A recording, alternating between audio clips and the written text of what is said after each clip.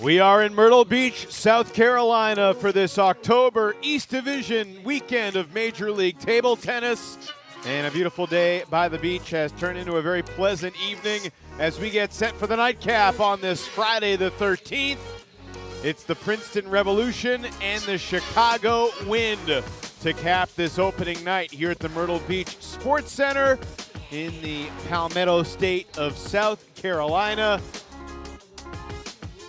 Chicago and Princeton both struggled at times in the first MLTT weekend in Daytona Beach. So both these teams have had basically 4 weeks to contemplate, strategize, and make plans to rise up in the standings. We'll see which one of either the Wind or the Revolution can get closer to the Florida Crocs, who are now a perfect 4-0 in Golden Games, 4-0 in team matches, and with 55 points sitting atop the East Division. Welcome back inside the Myrtle Beach Sports Center, everybody. Evan Lepler with a 5-time USA National Champion, Sean O'Neill. And this Princeton Revolution team struggled in Daytona Beach. They've made some lineup changes. You think that'll be a difference tonight? Should be a big difference. What I'm looking for on the Chicago team is Dan Liu. He played shake hands in Daytona Beach. He's playing pen holder tonight, trying to change up his style of play. How bizarre is that for someone to make that change? It's really not so crazy because he was a pen holder player his whole life, and he's been changing and trying out shake hands. Now he says, it's too important. I got to win tonight. Well, this is a really important match for both Princeton and Chicago. Again, Princeton 0-3 in Daytona Beach, but they got some new imports, including Jinxin Leong, who may get to face his wife later in the weekend. He's married to Hong Lin of the Carolina Gold Rush, but today in singles he's facing Sasha Hanim. And what do you think about this opening match here in this nightcap? Jinxin Wang has huge power. He's a lefty with a monstrous forehand. He'll want to get it going early and fast. So Jinxin Wang set to make his MLTT debut. Originally from China, now lives in Cary, North Carolina. And he's a left-hander. And we'll see how he fares against Sasha Hanim, who in the first MLTT weekend for the Chicago Wind went 4-2 in singles. Also played doubles once, went 1-2 in doubles. And this evening match will feature the 4 singles matches, the 1 doubles match, 15 total points on the line, leading into the Golden Game, at which point 6 points will be up for grabs. Chicago beat Princeton 21-11 in the Golden Game when these two teams met on September 16th in Daytona Beach. It was an 8-7 score heading into the Golden Game, but a 14-7 final with the Golden Game separation, and we're underway. And Hanim takes a 1-0 lead on Jinxin Wang. How much does the experience playing MLTT matter? I think it matters the most in the gold medal game. I think that no one has really done that from somebody like Jiang coming in. You mean the Golden Game? Golden Game. Yeah, so it's going to be something that he has to get used to. What are you, an Olympian or something? So, but Jiang has no problem getting his forehand in. That is his bread and butter. Jinxin, just look for him to step around his backhand. Backhand plays a lot of control, but the forehand, once he turns the corner, expect power. Princeton in the red, Chicago in the gray. And a good short ball from Jinxin Wang. Grew up in China, came to the U.S. around the age of 19. Started working as a table tennis coach. 3-2.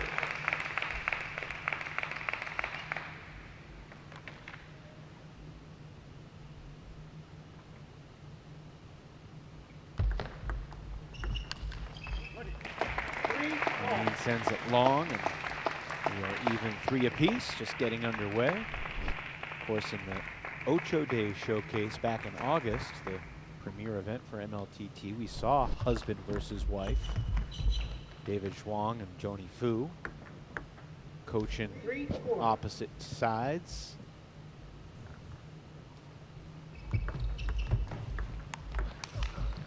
Sean, do you play table tennis with your wife? No, never. I consider my marriage very important. But my daughter does play a little bit, so she keeps the tradition alive. Just with her friends at school. I have to ask, what would happen if you play table tennis with your wife? She would win. No, she wouldn't.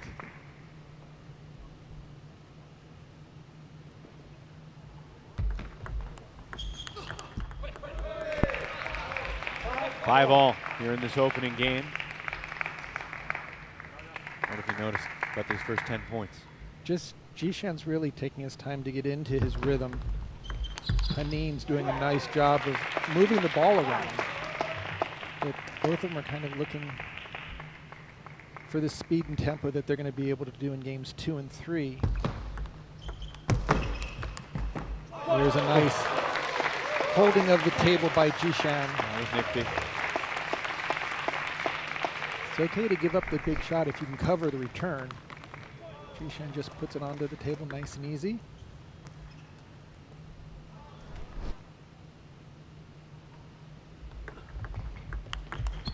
Nice backhand by Hanim.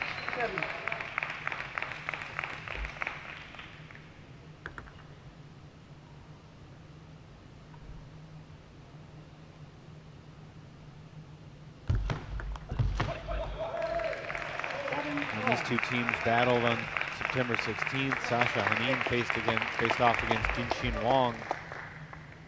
Beat him 3 straight. All 3 were very close games. That was one of the reasons that Princeton decided to sit him this evening.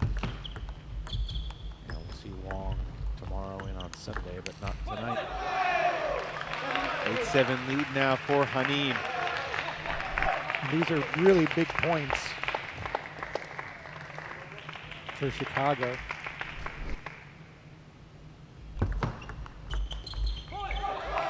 And Hanim again gets that quick backhand into play. One way to take Jinxin Wang's forehand away is to make the first quick attack, get him on his heels.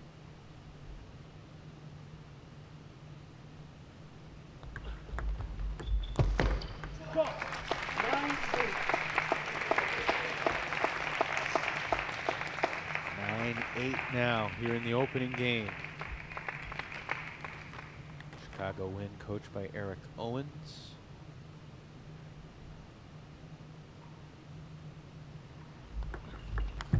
Look at that big forehand by Jinxin Wang. Just powered the ball down the line. No chance for a return. 9 all. T.S. Habasan enjoyed that. He's the coach of the Princeton Revolution. These next couple points could set the tone. And Leong takes the lead at 10-9. With the serve.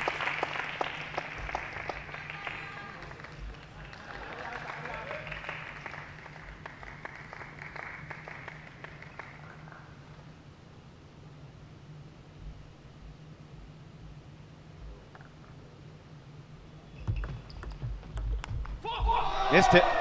10 all. We did not have a single golden point in the Carolina-Florida match earlier this evening, but it does not take long to get 10-10 here in Chicago. Princeton does not win by 2. Remember, Hanim will serve. This next point decides the opening game. And Hanim caught the edge to take game 1. My goodness. 11-10 takes game number 1 over. Just a great combination third ball attack here. Short serve elicits a forehand push, and then Hanim just turns the corner. Forehand drives down the line for the winner. The contrast of emotions apparent. Leong had a 10-9 lead after he trailed most of that game. Couple game points, and Hanim fights him off and steals that opening point for the Chicago win. Definitely a theft there. Great footwork. Jinxin Wang is going to have to get something going. He's got to make that first attack on before he goes for his big power plays. They get it quickly after their serves. So Hanim, 25 years old from Minsk, Belarus. Singles national champ in Belarus. Went 4-2 in singles back in September. And he gets the 1-point win over the MLTT newcomer, Leong. Hanim just doing a nice job of getting his attack in play, moving it around, not trying anything too risky, but coming up big on golden point. Alrighty, here's game 2. Leong will serve first.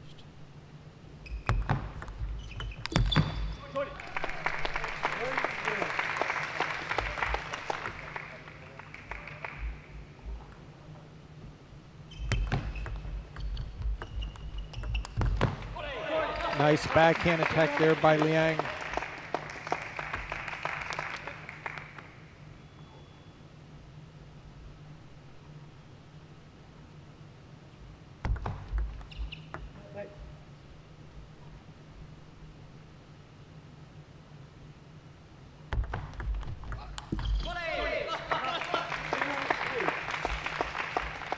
Quick 3-0 lead here.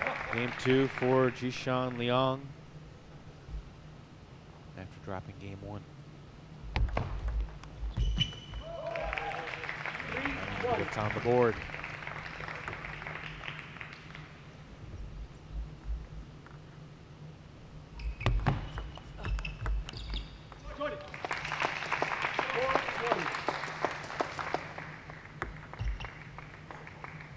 Obviously, it's a long season.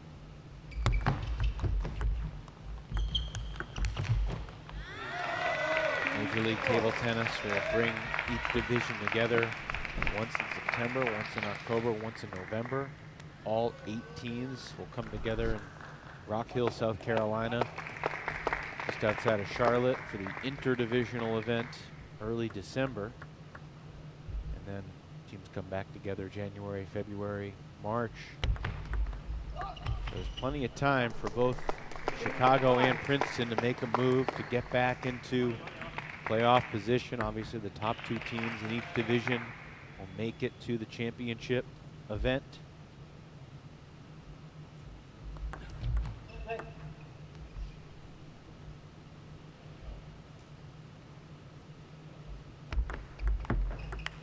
Oh, beautiful backhand. Not just an opening, but a finishing shot by Hanim. 5-3 lead right now for Leong.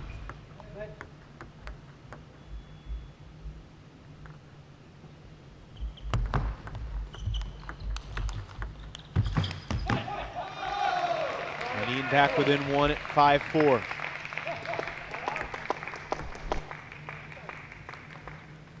Obviously, this is still in the early days of MLTT. In September, Sean, we saw basically 1 out of every 6 games go to golden point. We did not see it at all in the first 15 games tonight. But Hanim and Leong going to 10-all to start their match here in the evening. I think as more players are playing each other, looks like there's a timeout. It's an early timeout call. Very early. Matthias Habasson saw Jinxin Leong drop the first game, coughing up the 10-9 lead. He had a multi-point lead here early too, and now it's 5-all. So he, obviously this is very close and doesn't want to let it slip away. Have you noticed anything tactically that is off or astray for either player? Yeah, it just looks like for Jinxin Wang, we saw at the beginning of this game when he built the lead, he got some good third ball attacks. He hasn't done that in the last 5 or 6 points, so he really needs to get something going and kind of build the point, not just simply go for winners. And Coach Habasson definitely would like to see some of that as well. Play the short balls well, make an opening loop, and then set that up for a finishing loop versus just waiting for Hanim to make a quality spin and then go for the winner. Players back to the table. 5 points apiece in game number 5 2. all here in game 2. Princeton Revolution's Hanim Jinxin took game Wang 1, and Alexander 11-10. Hanim of Chicago wins.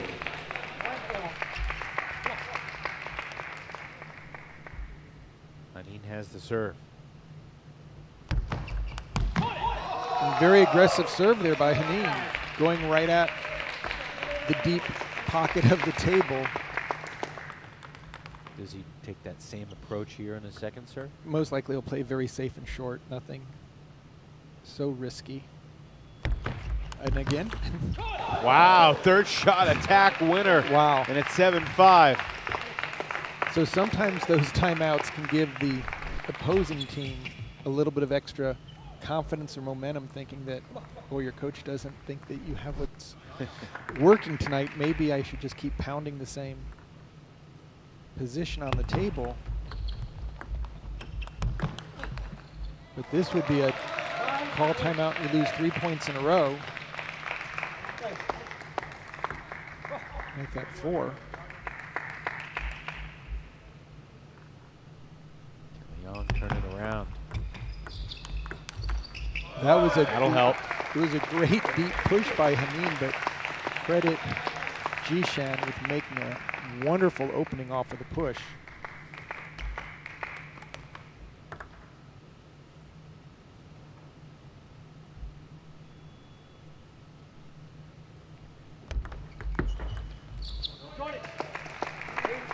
Unfortunate mistake there by Hanim. But Jinxin being much more aggressive on the serve return, mixing it up.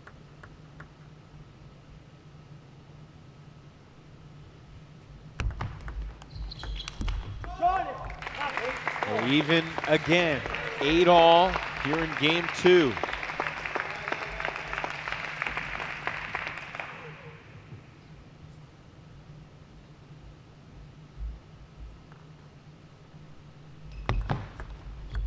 Leong missed it. Went for it. Ball was a little high. I think Jinxin got in not as fast as he needed. Still reaching for the ball. Each point here.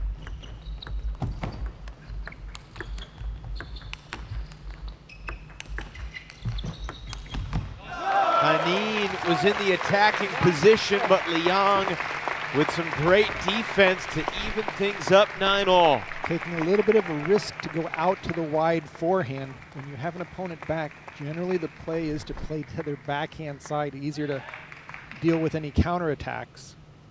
At that time, Jinxin got a nice forehand topspin in. Hanim unable to read the amount.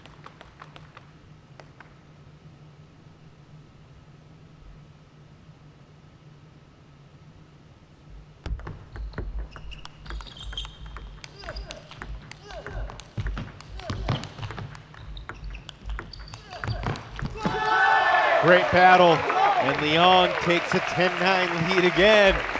Super backhand from the backcourt by Leong. Keeps it in play, but then goes for it, both feet off the ground. Excellent counterattack from the backcourt. There's no question, Princeton has struggled in close games.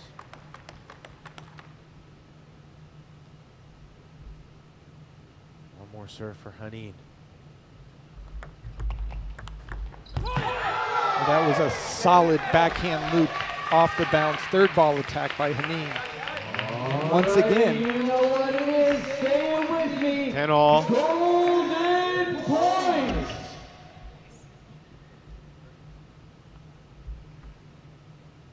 It almost seems unfair that so much hangs on the balance of the outcome of this point.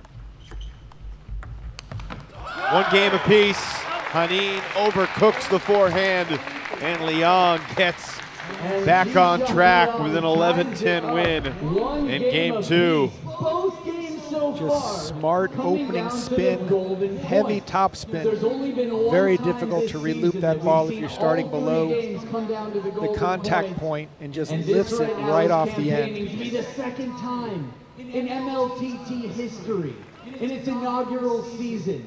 3 golden points. I mean, how much more gold can you get, Carolina Gold Rushians? It just feels a little Habasan bit too magical talking to be with played Leong. right here in Myrtle Beach. It's exciting.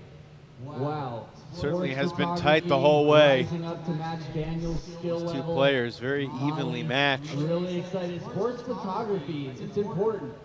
Really, a good picture. Who was your pick coming into this match, John?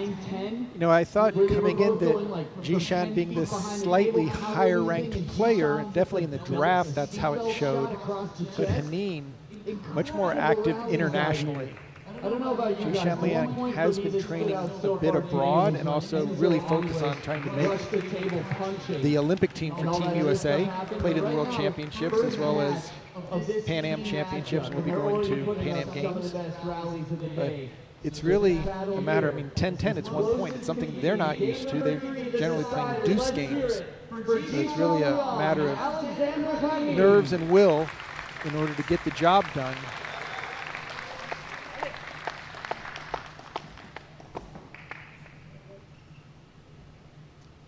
Alrighty, 1 more to 11 for these two players. See who can take the early 2-1 lead. And looks like we may have an issue with the score flipper. That has led to the brief delay.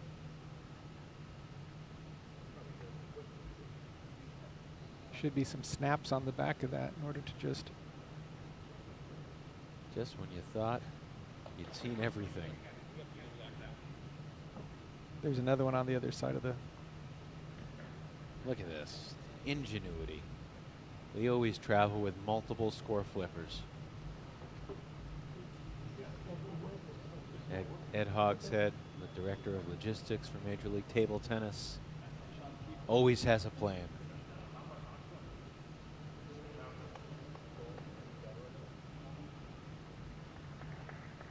Just to raise the stakes and the intensity, create a little extra anticipation. All right, score flippers all good, 0-0, 1 game apiece. Game 3. Game 3, win the serve. Hanim has the ball. Let's play table tennis. Oh my! Jinxin Leong sent it back and takes a 1-0 lead. Great block off the third ball attack.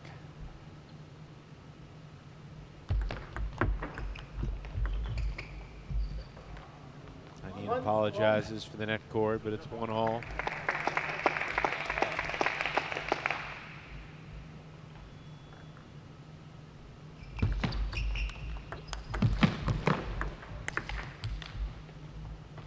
Boom. Almost caught the edge. Jishan really fighting hard to get his forehand into play, and you can just see the power.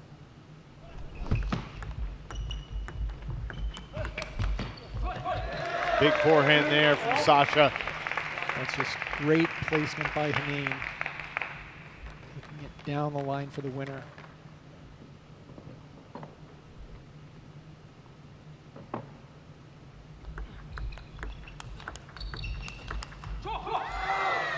Very difficult when Hanim is looping the ball to figure out where he's going. He's got great placement, great position between him and the ball. He can take it in either direction. That last one, Jishan having a little difficulty trying to pick up the range.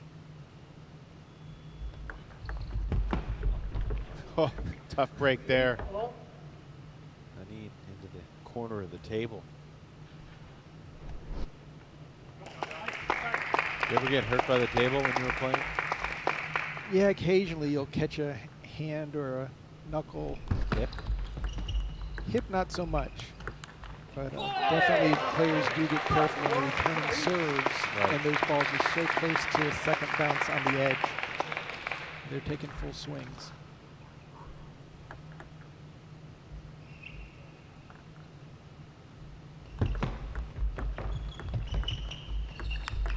That's a beautiful forehand loop over the table, down the line. How did he set that up so effectively? It was just that one extra short push that Jinxin was surprised that he did. Lunged in, popped it up, and that ball's not coming back. Again. Great over the table. When you backswing, keep your racket high. Turn your shoulders, turn your waist. Lots of power. 5-4. Beautiful placement out to the wide forehand. Players switch sides at 5-4 here in game 3. Surprise, surprise, it's close again. 5-all now. Smart play by Jinxin Liang just to make that forehand flip, put the pressure on the opponent, take away some time.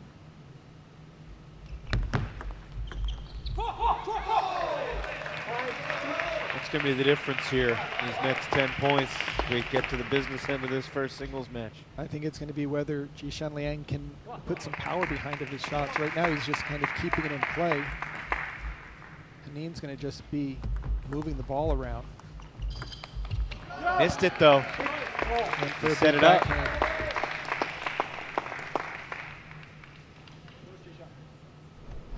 When Jinxin Liang is looping, it's about a level to 2 levels above when he's just keeping it in play.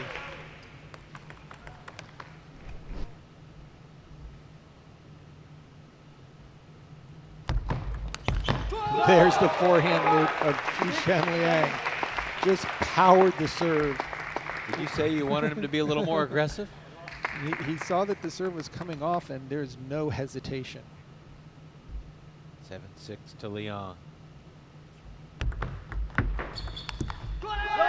8-6 lead now for Jinxin Liang in Princeton. And he's got the serve, so look for him to serve a very short, tight, probably underspin serve, and then look for a ball that comes off the end to take a full swing.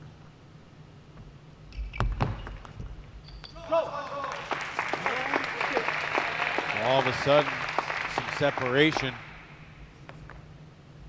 It's the first 3-point lead of the entire match.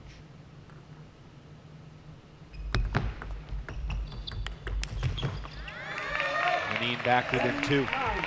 Smart to get the first opening in off of Jinxin's serve.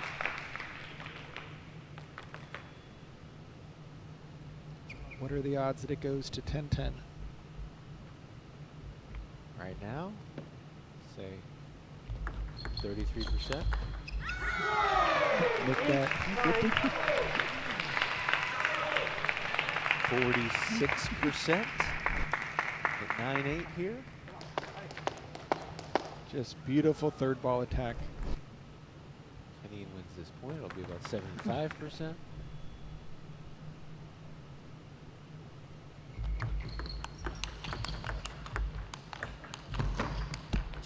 Big hitting, and Hanim ties it at 9.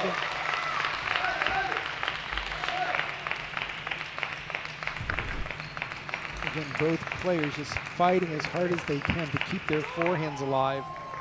It was Jinxin Wang and Mark Duran on September 15th. They played 3 straight golden games.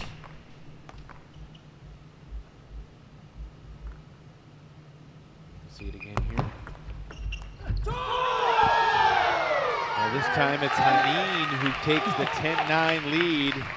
He trailed 10-9 in each of the first 2 games. And Hanim has a couple of game points here. How aggressive is Jinxin Liang going to be? How aggressive should he be? I would be playing it short to the middle. That caught the edge to end it. My goodness, Hanim takes it 2 out of 3 with a little good fortune to close it out. Sasha Hanim. That serve just went way too long. Surprised Jinxin, and Hanim, just master of opportunity, takes the serve back and hits a winner directly.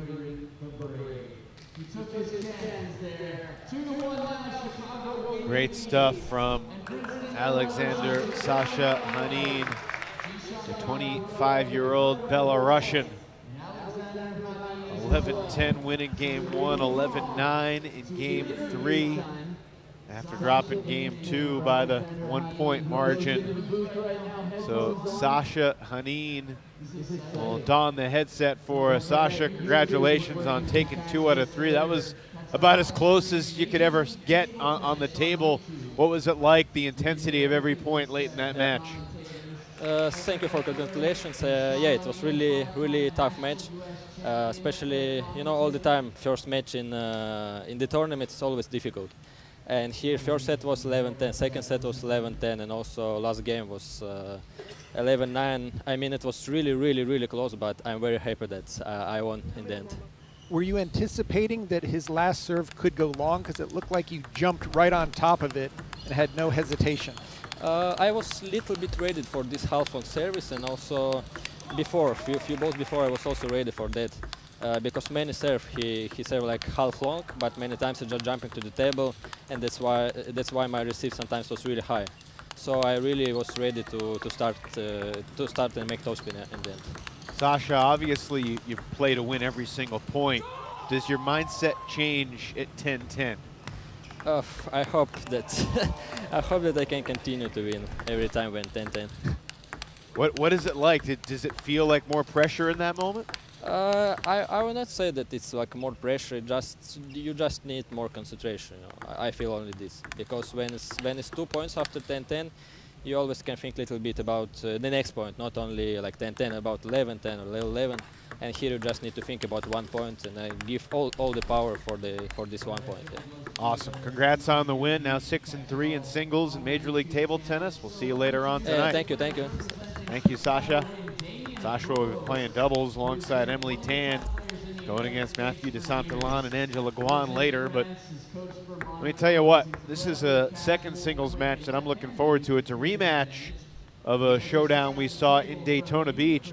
Damian Provost for Chicago and Yevgen Prepa for Princeton. Prepa took 2 out of 3 over Provost a month ago. Provost, #1 draft pick for Chicago. Prepa, a 4th round pick for Princeton. And the Ukrainian Prepa will serve first. And a nice side way to start. We've seen a lot of edges and a lot of nets tonight. Is there a full moon or something? What's going on? I guess it is Friday the 13th.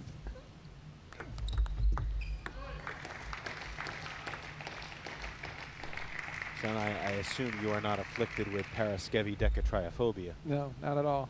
That's good news. Just net balls.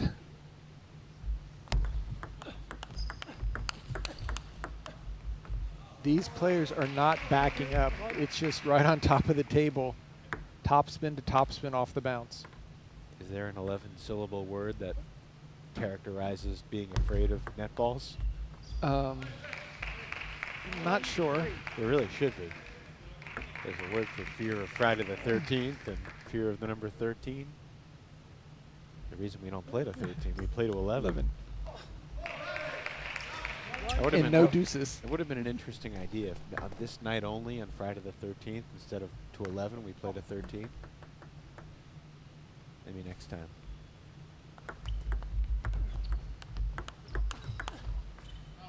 What have you noticed here with Provost jumping out to the lead? Just that both players don't want to give the other player any time. I mean, generally one player will back up in order to create some time between the shots, but both of them are just staying right on top of the table, really curtailing their shots, their strokes, so they're not too long.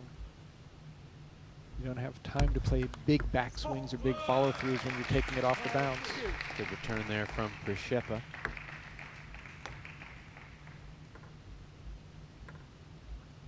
These are two big dudes. Both stand 6'1".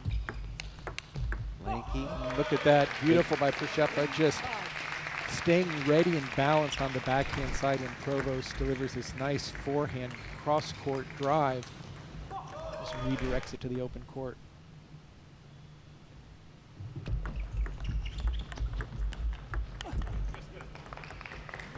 Six-3 lead now for Provost. Provost plays very well off the table. Great hands, great touch.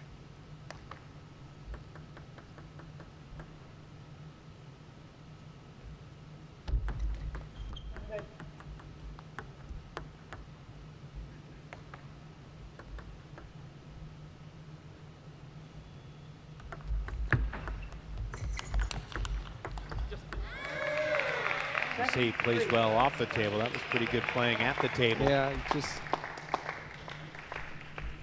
make one great shot and it comes back just as fast. 7-3 lead here for Provost.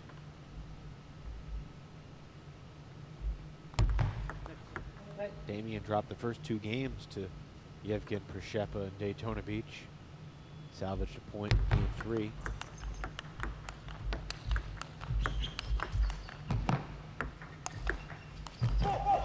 Best point of the game so far. Just a lot of patience by Prepa. Provost leaving the table. He just keeps putting it on with a lot of pressure. Inside out forehand. Provost unable to run it down.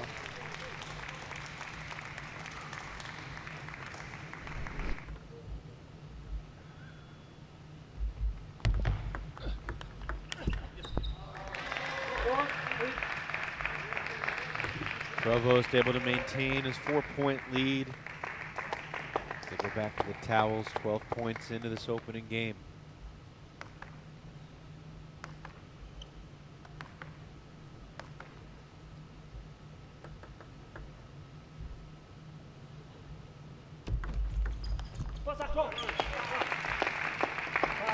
Both these guys are 38 years old, although for Damian, not for long. Damian Provost will celebrate his 39th birthday tomorrow. Damian has been such a wonderful ambassador for Major League Table Tennis. Doing so much both in the US and in Europe. Oh, great forehand loop there by Provost. And the Frenchman now 2 points away. Should mention that the 2 games he lost to Prepa and Daytona Beach were the only singles games he lost in Daytona Beach. He went 7-2 across the 3-team matches in singles. Anytime you can take the big 3, shut the opponent out, it adds so much more excitement for your team going into the golden game.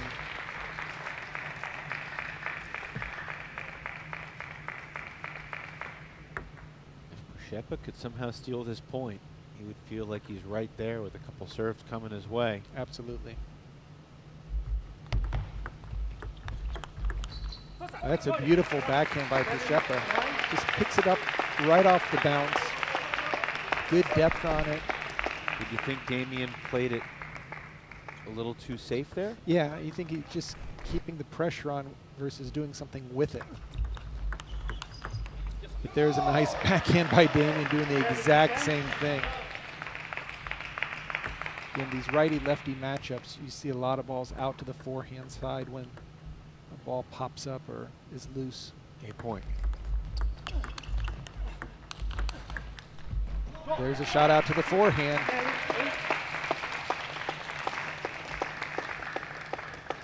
So it goes back to Provost serve, 10-8.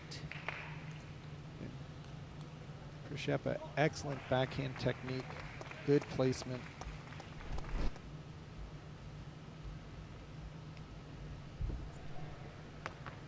Damian taking his time.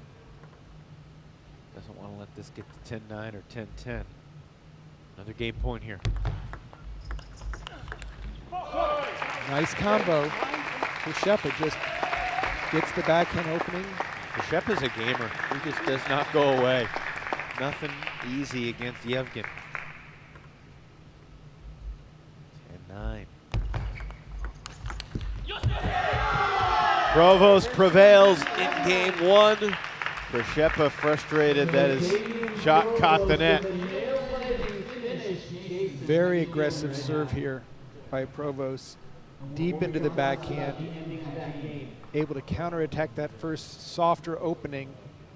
Prepa can't get that ball to clear the net and land. Yeah, to see from his body language, he thought he had it off the racket. Felt like he had a pretty good shot to that back corner, but it would not go.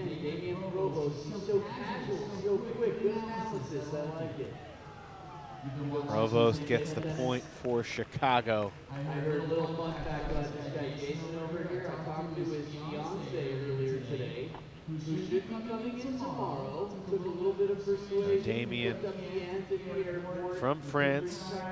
She normally almost sees no table Described his playing style as safe. And I think we're going to have a fan for life. Coach Eric Owens.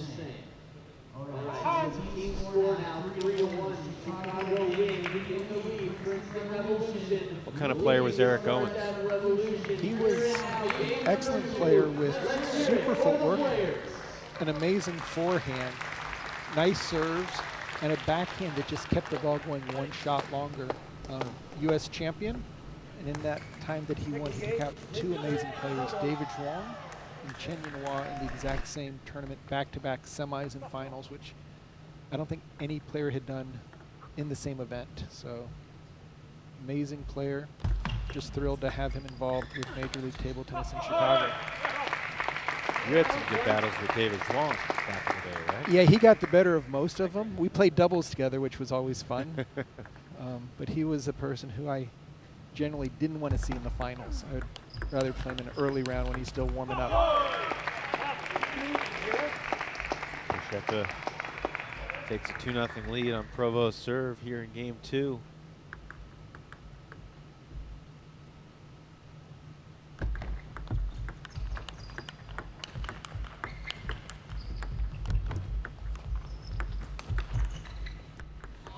Incredible point. Both players handling the net cord. Yeah, and ricochets. Provost just staying with it and keeping the forehand going.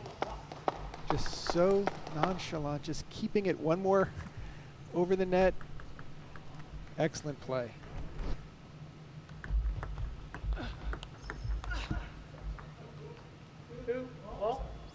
2-2. Neither player has won a point on his serve through the first 4 here in game 2. Oh, that's a nice aggressive serve there by Provost.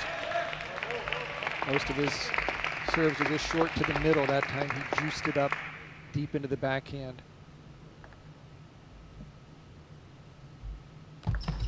Again, went for the same that time for Prepa, ready for the ball. Able to string 2 topspin balls. Provost not happy with himself.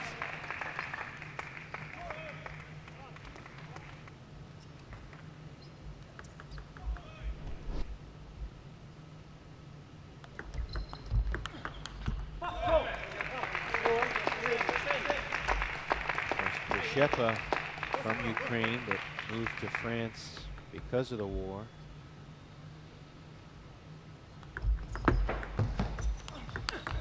Oh, that's a beautiful backhand by Prepa.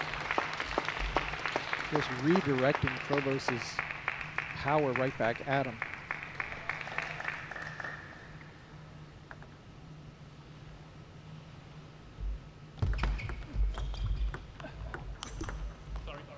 Provost catches the edge and apologizes, but that was a great like shot. A pretty good shot. Yeah, I was going to say that was well positioned right on the white line. Not much you can do.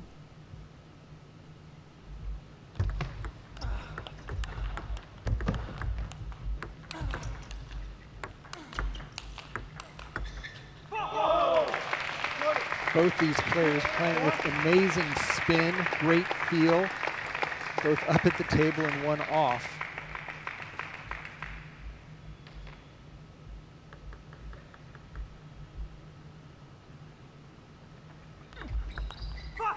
Good serve by Prepa. Both players going very aggressive on their 2 serves.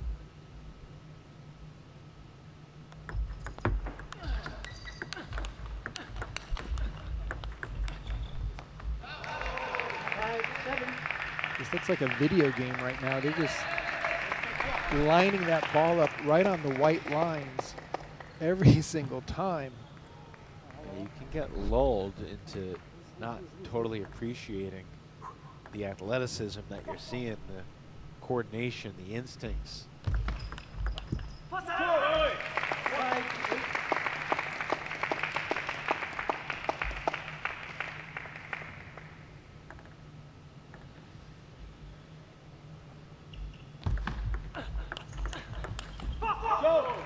Provost really needed that one. Now it goes back to Prepa's serve with a 9-5 lead. And a great opportunity here to try and close out this middle game, even this matchup 1 game apiece. That was a nice forehand loop. Straight ball down the line.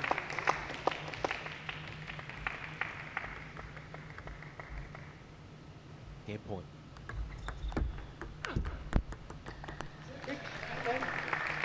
We'll get back to Damian's serve.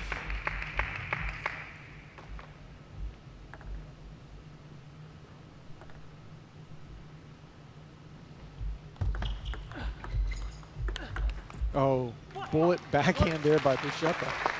11-6, game 2 for Prepa. We've got a rubber match coming up between Provost and Prepa. These two 38-year-olds hammering back and forth. Tying it up. So it comes down to the decider. The question is, who are you? Richard Costner. Richard Costner. Just great power by Prepa. No hesitation. Nice drop and then right off the bounce. So how do you feel about your brother's career choices, Richard? So far, so good. So Chicago with a 3-2 lead overall. Hanim took 2 out of 3, winning the rubber game 11-9 over Jinxin Wang. Because he was afraid of your backhand? Prepa can score the equalizer here. Take 2 out of 3 again against Davian Provost. Brother's backhand receive game. Richard Costner. Right now this is the guy that we've been hearing about all the second game. Provost needs to figure out a way, changing the timing a little bit, get his first attack in, and not just back up and have to respond to Prepa's strong over the table and over the bounce. Top spins, especially from the backhand side.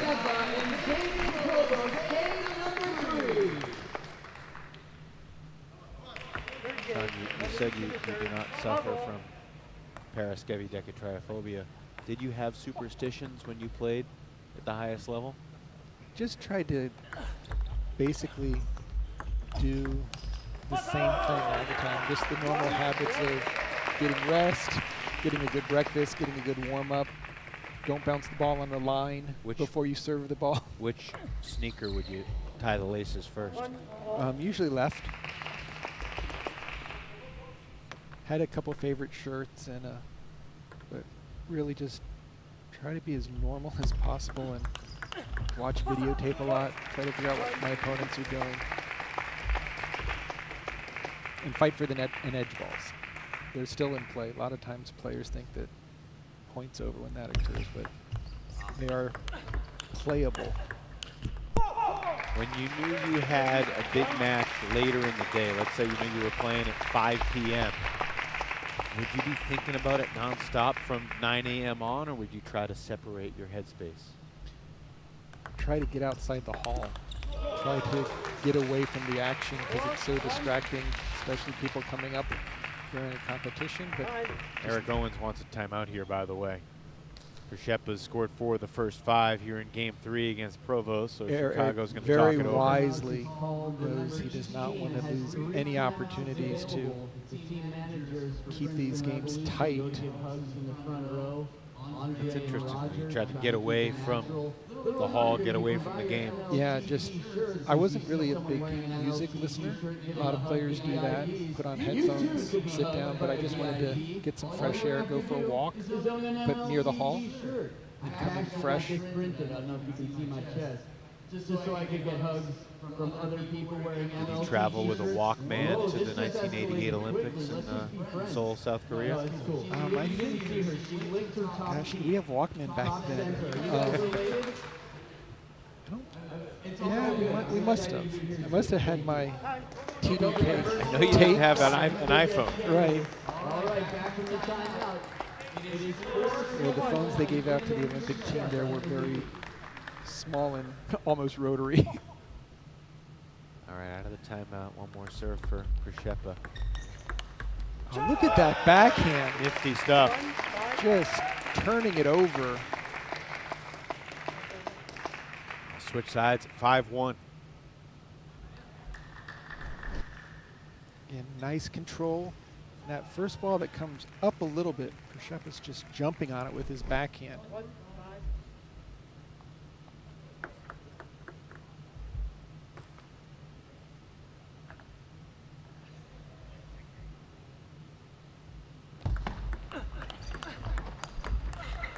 Great job by Provost. Withstood 2 backhands and got his own forehand to land. He needs to be more offensive minded. Can't just be a wall out there.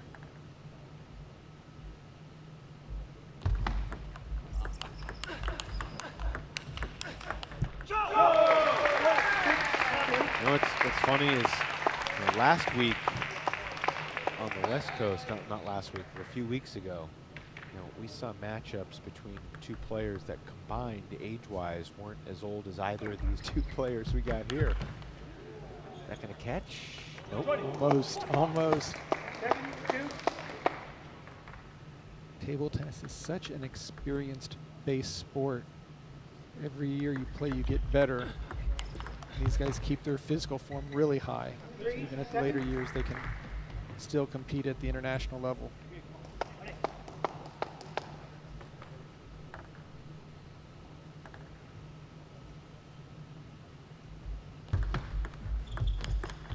That's a nice forehand attack there by Provost.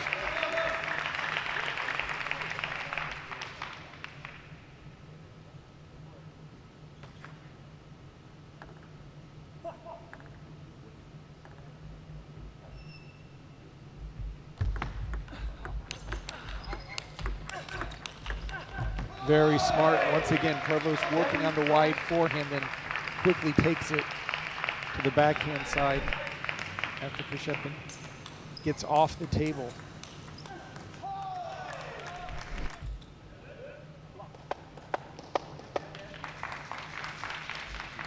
Provost hanging around here. Needs to split these 2 points on Prepa's serve, at least. That was one heck of a drop shot. You could almost hear him chop into the table.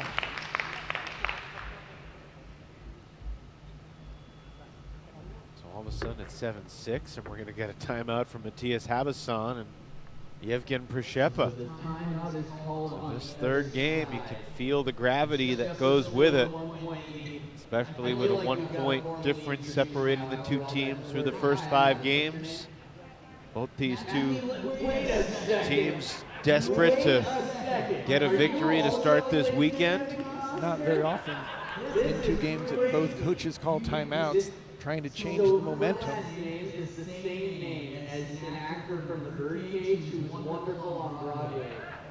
Okay, Kathy Lane. Tell me about your history with table tennis.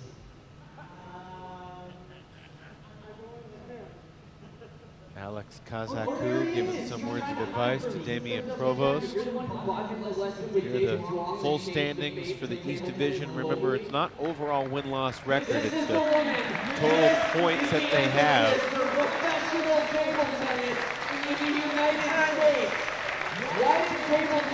Really, Chicago and Princeton, the difference in those ledgers is the Golden Game that they played against one another. Princeton would be ahead of Chicago in the standings if that Golden Game had gone differently.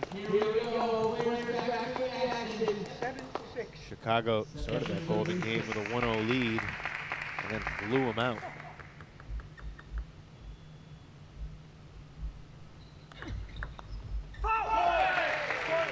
Provost sends it long. Prepa hopes he's back on track. Up 8-6.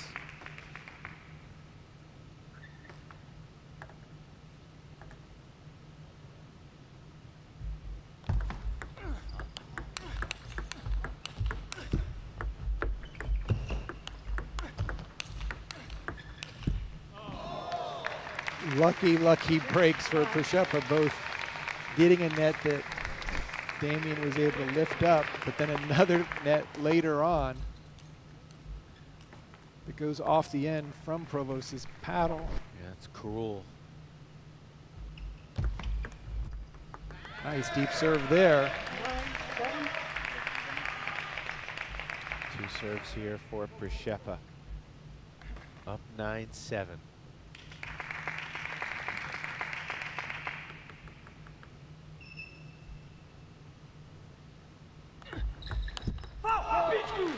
And a 10-7 lead now. Right idea by Provost to go for something. Just couldn't get that ball to bend down. Can Prepa finish it off right here? Yes, he can. Prepa dropped the first game. It takes games 2 and 3. And for the second time in as many months, Yevgen Prepa goes 2-1 against Damien Provost, the first round draft pick of the Chicago Wind. Just very strong play, good serve choice, really nice and spinny, giving Provost nothing to work with. Excellent match for the Revolution. Crocs, they got the Crocs chalk that looks like this. So Prepa, who grew up in Kyiv, a 1-minute walk away from a table tennis school where he honed his skills since he was 6 years old, improves to 5-4 in MLTT singles. That includes 4 wins in 6 games against Damien Provost. Yevgen, congratulations on taking 2 out of 3. Another battle against a really good opponent. What was it like playing Damien here?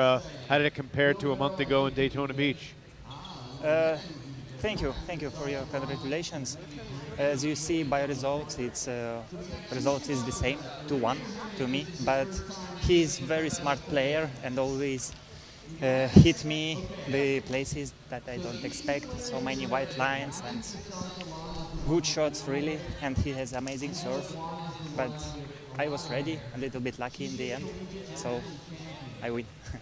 So my question for you is, your backhand topspin is so beautiful. How do you generate so much speed and so much power for all those fans that want to copy your backhand?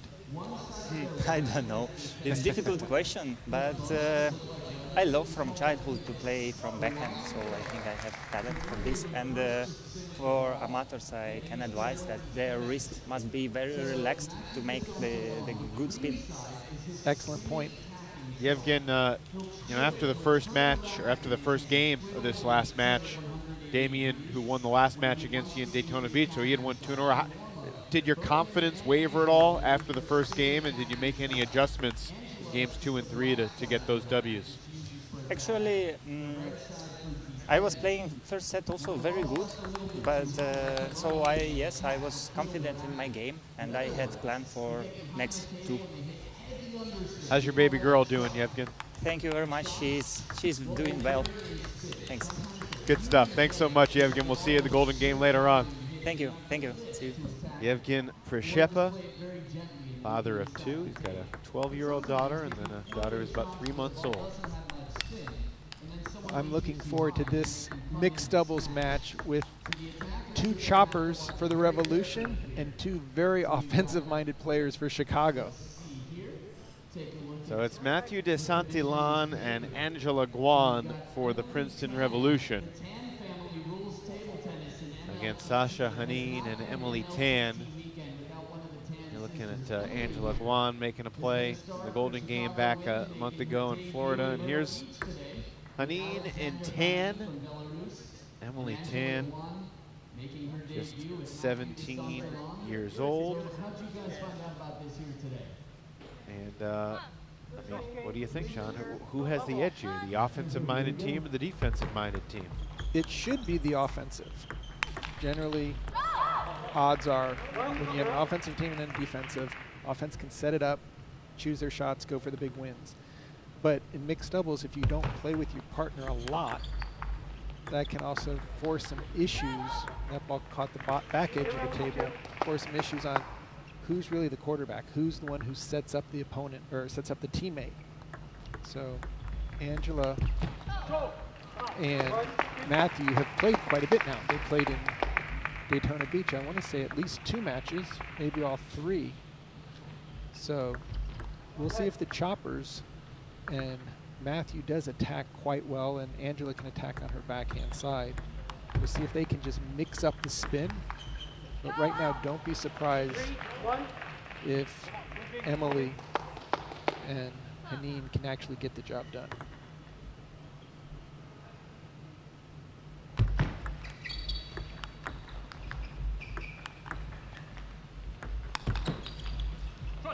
Yep, that's a great combination there for Chicago. Just mixing it up, setting the partner to get a higher ball to finish.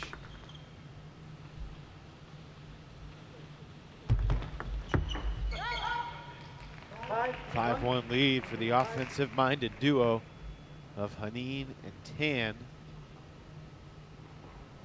Emily Tan played in all 3 doubles matches, and 3 and 6 in games in Daytona Beach.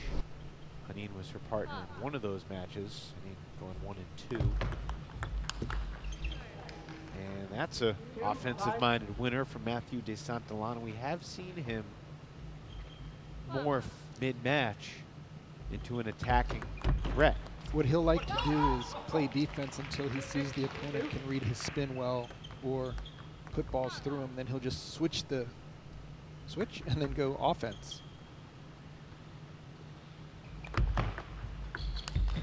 You are right, though. Des Santan and Guan did play all 3 doubles matches together in Daytona Beach. They went 3 and 6 in those doubles contests. There's a nice backhand attack by Angela Guan.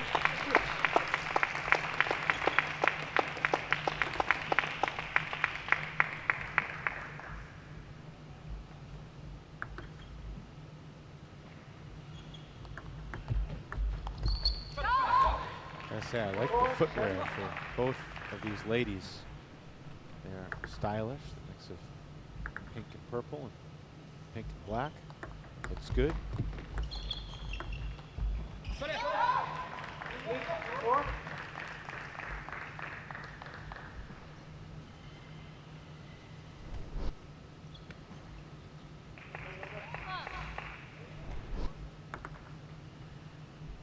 Lead.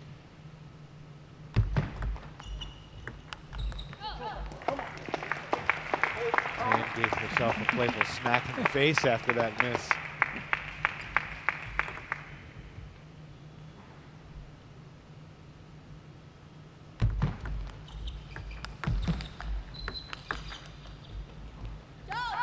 Tan's not going to miss 2 in a row, though, and Hanim helps to finish that point, so it's a 9-5 lead with the serve going back to Guan.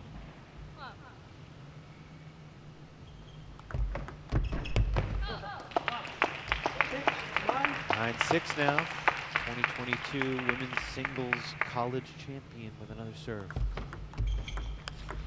There's a beautiful backhand move by Matthew Des Santan. Just picture perfect.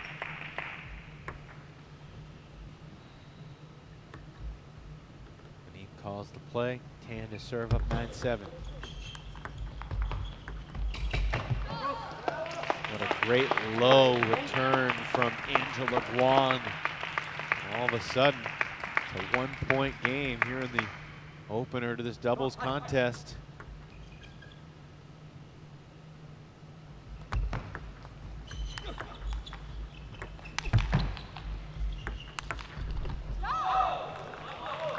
Game point now for Chicago.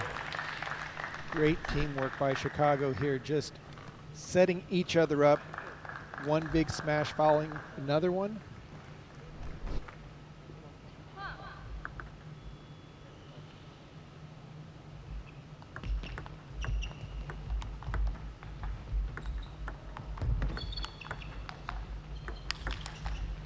Opening game goes to the wind as Hanim and Tan prevail 11-8. Great teamwork, and of course the order will change now. I would say advantage Revolution in game 2. We'll see if What is your relationship to Matthew Sisson? Emily's able to deal with the heavier underspins of Des Santan when he's off the table, as well as his attacks. What's your name? Jordan, nice to meet you. What's your name? Say it one more time. Great placement on the last one by Hanim, directly into Angela Wang's body. What are the odds? We saw Des Santan and Guan shift into attacking mode relatively early in points a few times. And when they did, it worked out well. Yeah, what happens is one will chop the ball so well that the opponent has to just put it on. That's the opportunity for the teammate then to jump onto offense. But if the chops are a little bit high, then they're going to stay in a defensive mode just because they're basically playing retriever. See, like in this last point, both off the table, just trying to keep it in play. Choppers in red, attackers with Chicago Wind in gray. Game number 2, here we go. Alrighty, Guan will serve to start game 2.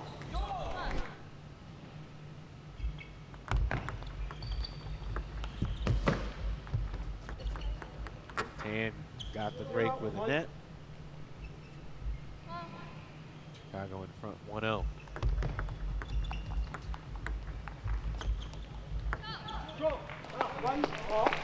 It's going to be so much more pressure on Hanim in this game, just knowing that if he plays a weak ball, that Des Santan can come in and counterattack it.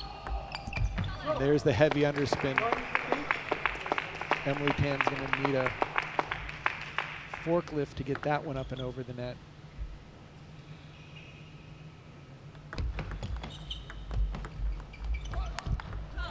And that time, Angela Guan loads up the underspin.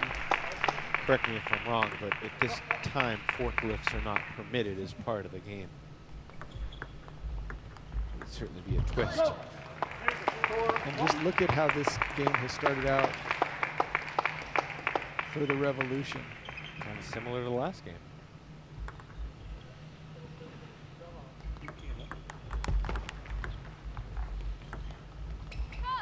And that's a beautiful change of spin by Des Santan, just confusing Emily with the type of spin on the ball. Actually gave her a no spin ball from the backcourt. When she went to push it, it just popped right off.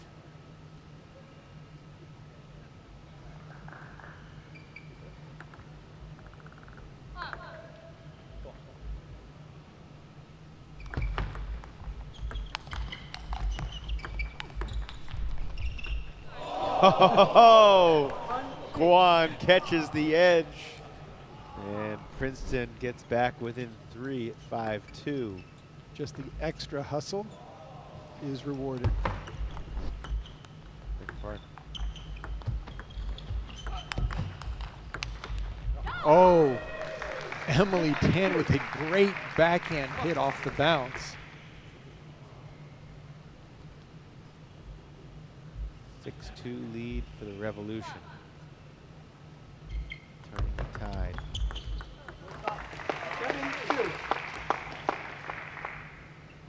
Angela doing a nice job really mixing up the spin on the serve.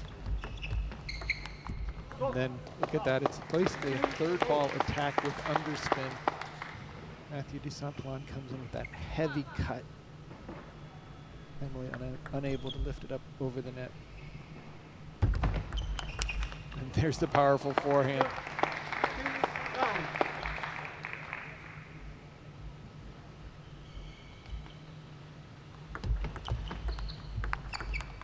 There's a nice backhand attack by Guan. This has turned into a rout.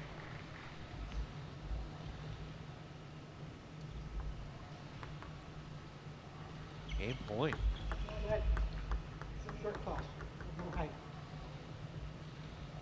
Umpire was not pleased with the ball toss.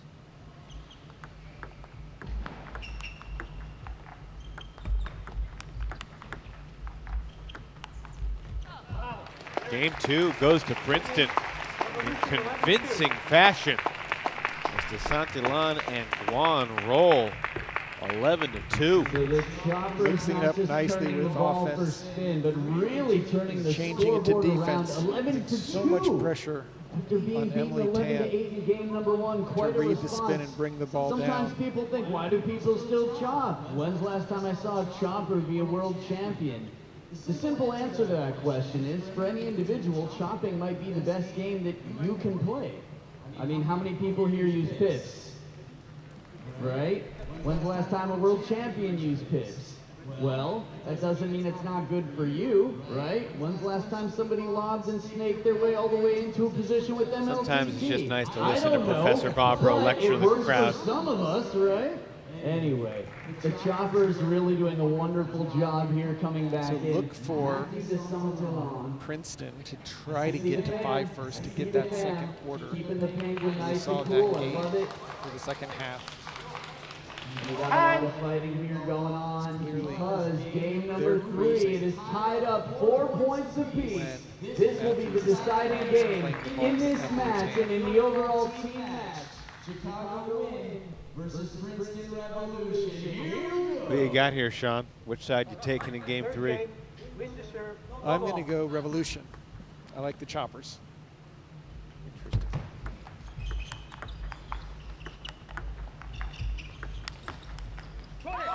So smart by Hanim. Didn't overplay it, but just spun it up. Gave Guan nothing to work with.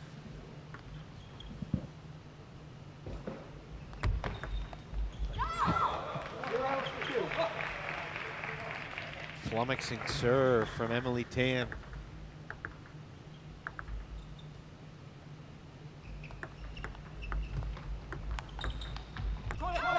Good forehand from Tan.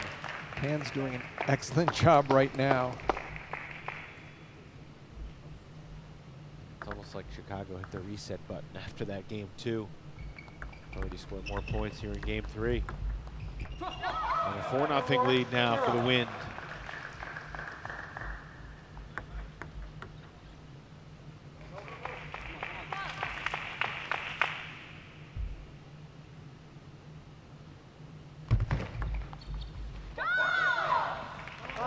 Well, that's the fastest way to get to 5.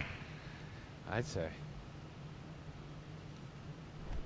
As you remind me, every doubles match, the order does change in game 3. So who knows? I mean, could we see 5 straight points the other way here? Possibly, but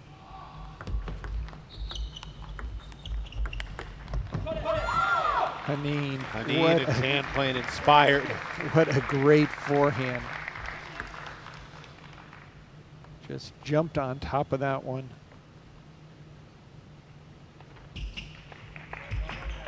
He knows if Des Santan brings back his loop, it's going to be so much underspin for his partner. Beautiful.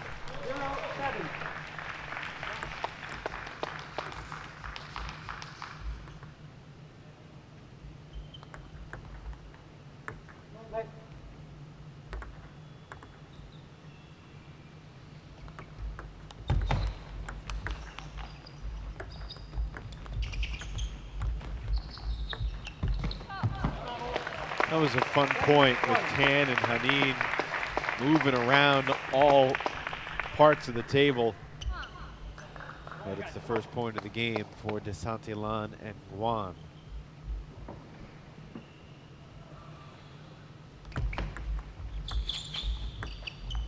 That ball's so heavy. Oh, look at that over the table. Nothing they can do about that. Hanim just really upping his game here in game 3.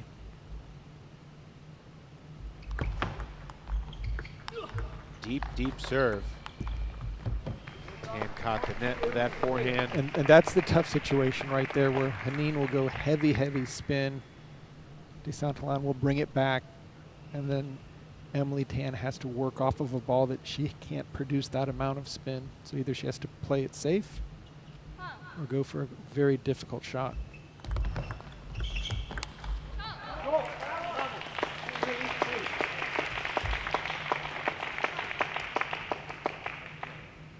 haven't seen too many matches where it's been 11-2 one way, 11-4 the other way.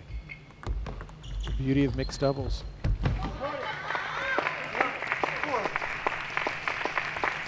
Do you really mean that?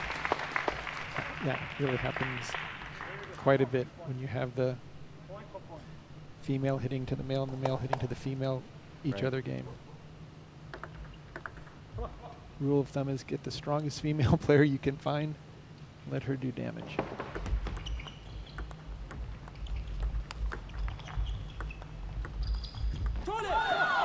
Angela has to make that ball. She knows it. 9-4.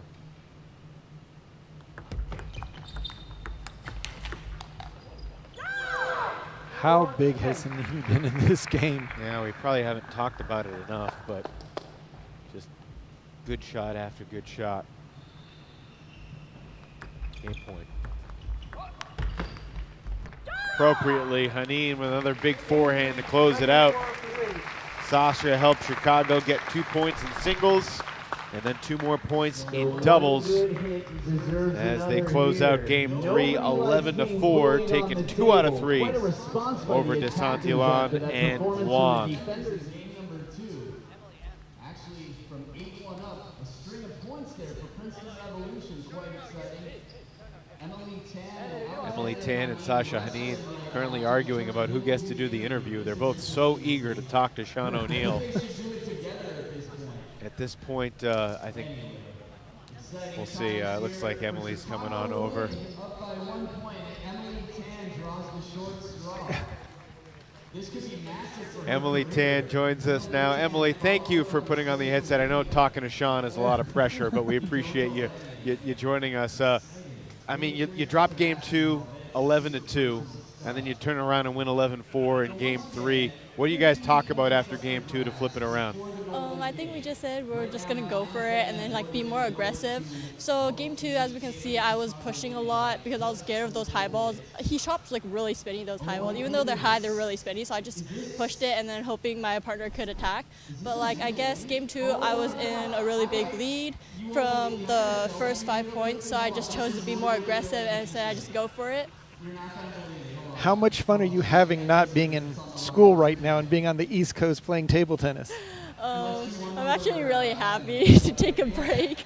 School has been really stressful recently, especially I'm a senior in high school, so I have to be ready to prepare for my college apps. So all those essays are really stressing me out. So coming to play is really fun. What's the toughest class you're taking right now, Right Emily? now, definitely physics.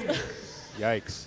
I don't think I ever took physics, John, so I cannot help you with the homework. Do you have a lot of homework this weekend when you're not playing table tennis? I actually finished them all before I came because I don't want to stack up because I know when I come here I get really tired, so I just sleep in the noon, so I don't really like to do homework. So I actually prepared myself pretty well, so I finished all my homework beforehand. Love it. What was it like, playing the first MLTT weekend, going back home, coming back? Do your friends in school recognize that you're a professional athlete now? Oh yeah, my friends are really like happy for me, and one of my classmates came up to me and he was like, "Emily, I saw your Instagram. Are you a professional now?" You are. You absolutely are, and you just took 2 out of 3. Hopefully they're all watching back in California. Thanks for joining us, Emily, and we'll see you later. Thank you. Emily Tan, 17-year-old high school senior. Worrying about those college applications and everything else that you worry about at that age, but she is a really promising young woman, no question about it. As we transition back to singles in a matchup we have not seen before, Daniele Pinto takes the table for Chicago. Daniele from Italy, played in Daytona Beach. 24 years old, he went 1-5 in singles, but certainly played some close matches. And his opponent today will be Koyo Kanamitsu from Tokyo, Japan, who's making his Major League Table Tennis debut. What are you expecting here? Well, it's going to be these two? Yeah, it's going to be really interesting with Koyo. A lot of power, very traditional Japanese player, great forehand, great backhand. Of course, with Pinto, as a lefty with a wonderful forehand, he moves all over the table, just wants to get that forehand into play. I think what this match will come down to is really the serve and serve return. Which player can set up their first attack, whether it's a third ball attack or a well-positioned opening attack. Japanese players tend to have very good flips and very aggressive, but Pinto is a fighter. He likes to cover the whole court and look for him to come out strong. Who do you view as the favorite here? I would say probably Koyo, just because international rankings and a little bit more experience, especially in the kind of the Asian region. That's interesting, especially considering that Koyo was a 7th round draft pick and Pinto was a 3rd round pick. But certainly availability is a factor in that as well. Here we go. 1-0 lead for Daniele Pinto from Terni, Italy.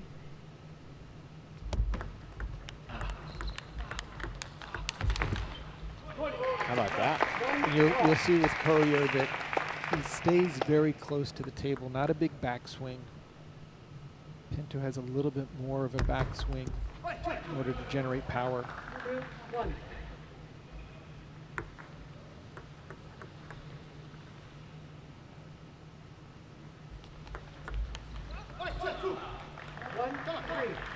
Three-1 lead now for the Italian. Chicago with a 5-4 lead after taking 2 out of 3 in doubles.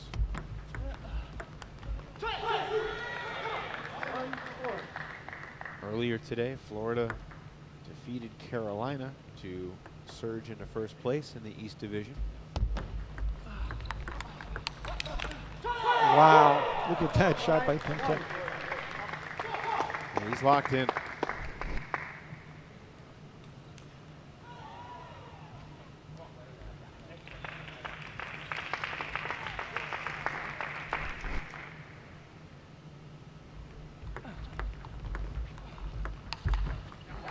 Caught the side.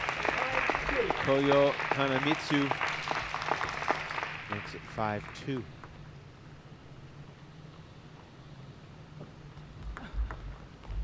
Oh, nice place serve, just breaking off the corner.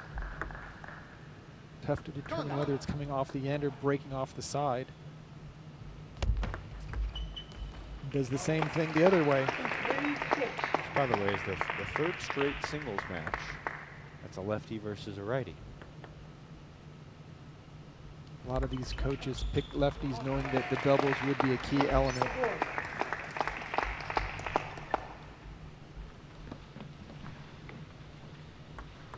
Aside from using scissors, lefties seem to have an advantage in life. Everywhere they go. Yeah, definitely in table tennis, just not that many, although in Major League Table Tennis it seems like we have a higher percentage. Field hockey is the exception to that. Because the sticks only are for righties. Ridiculous. Don't get me started, Sean.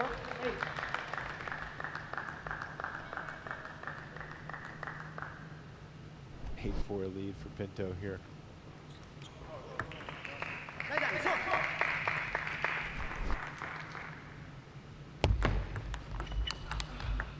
Oh, beautiful block there. Cross court, open court. Pinto has been sharp.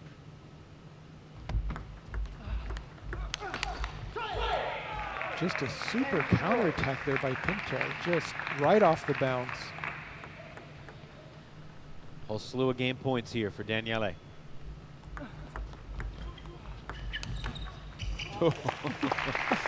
Koyo, how do you make your wrist go that way? Inside out from the middle of the table. You're going to give me a lesson tomorrow, but you should get a lesson from Koyo first. I'm taking notes, so not sure if we're going to be working on that particular stroke, but.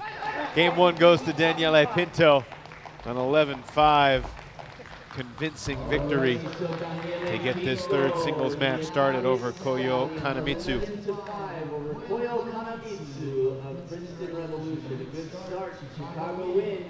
Pinto just really, again, firing on all cylinders. Serve, serve, return, opening loops. Pinto did not play in the Princeton match back in Florida. He sat out that one. The Italian off to a good start today. Did your table tennis travels ever take you to Italy? No, I don't think I played in any. Played in Germany, France, England, and coached in the. Have you been to Italy? Have been to Italy.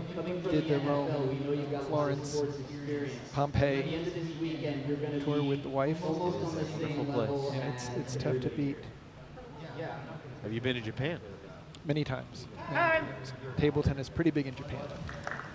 Did you coach over there? No coaching, just playing. Both in Japan Opens and in Tokyo. We've had a couple world championships there in the past.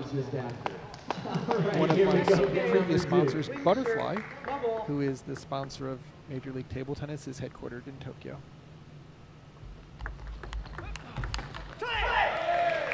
Pinto picks up where he left off.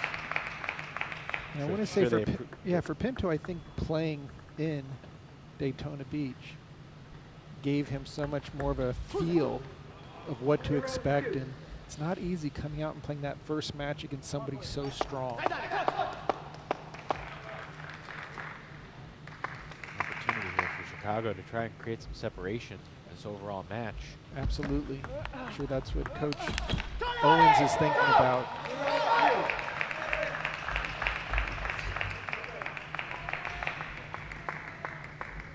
These matches are so short with just 3 games played. A lot of tournaments it'll be the best of 5.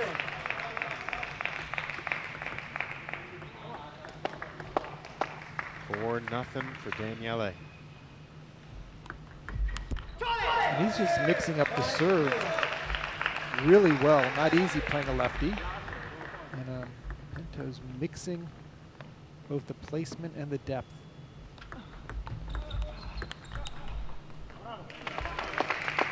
Kanamitsu finally on the board here in game 2.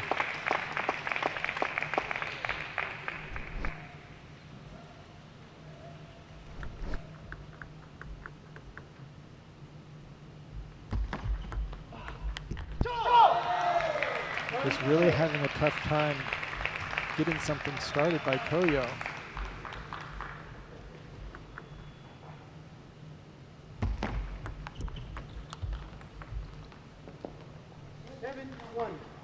Not much energy on the Princeton bench right now.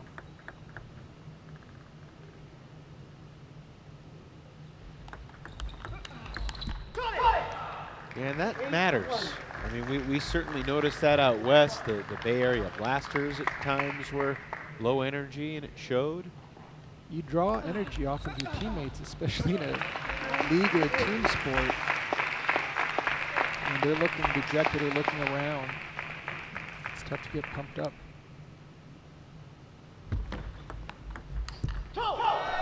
And again, credit Pinto with his own self-expression, making sure that after every time he wins a point, he's giving himself some self-encouragement.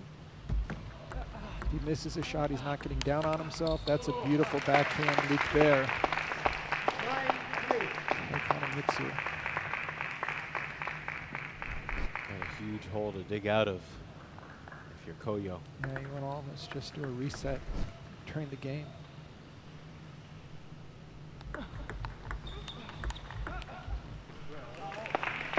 Still 2 in a row.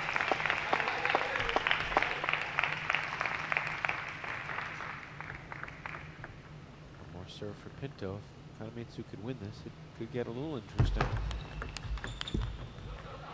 Did not catch. A bunch of game points coming up here.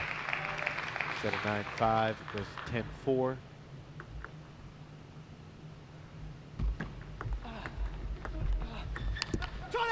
Two straight for Daniele Pinto.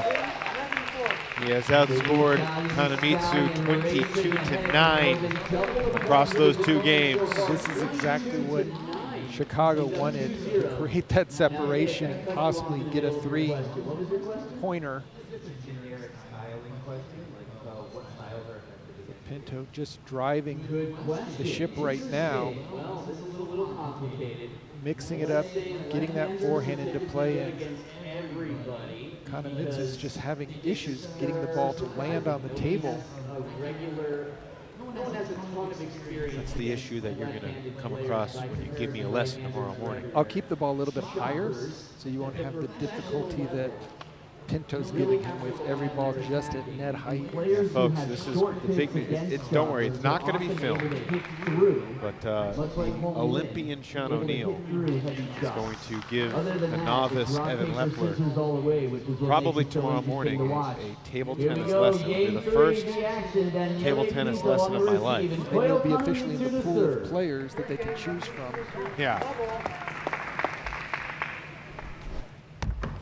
Not in the headset tomorrow night. It's because I'm playing second singles for the Carolina Gold Rush. Where are we going to start? What's the first thing we're going to work on? Grip. Okay.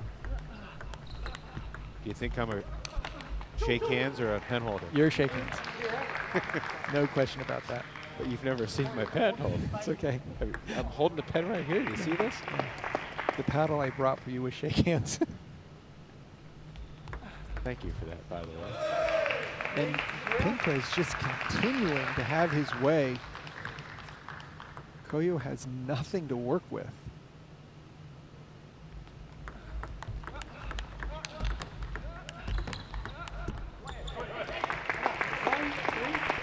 Finally getting on the board after 4 serves.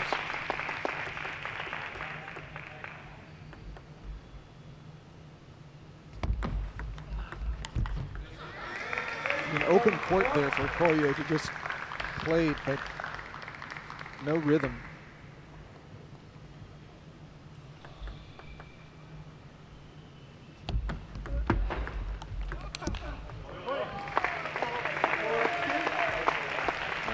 It certainly is a little ironic that you think back to Daytona Beach for this Princeton team, and the player that finished with their best singles record in a Princeton jersey was Sonora Silva, who was a free agent who just signed with the Bay Area Blasters.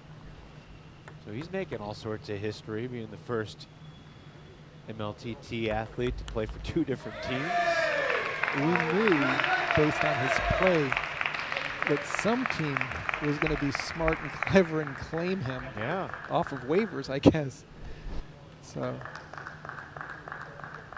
Revolution with 2 different players in their singles lineup today. Jinxin Wang played 3 super close games against Sasha Hanim, but dropped 2 of the 3. And here Kanamitsu, trouble against Pinto, down 6-2 and in danger of getting swept. this will be a big sweep here and definitely helping Chicago going into the Golden Game. Nice little lead.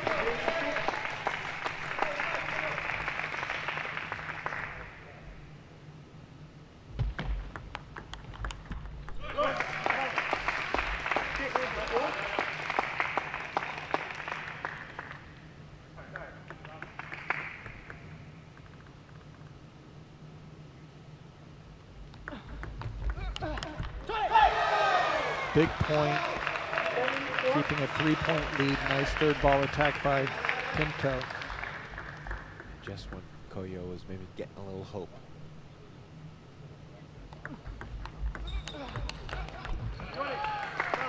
Back to a 2-point game with a couple serves coming up here for Kanamitsu.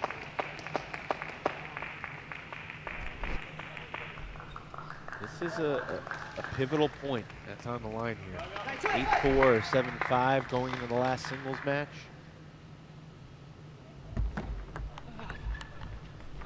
Again, Toughness.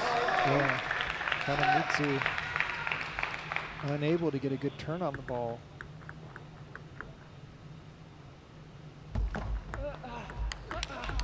And that's a great reloop by Pinto.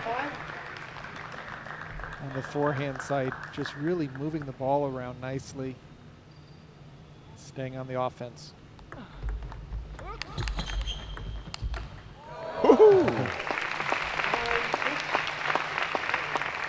That was nice. When both players are playing their big shots, that's what you might expect. But so far, Pinto has been playing perfect tactics to mix it up.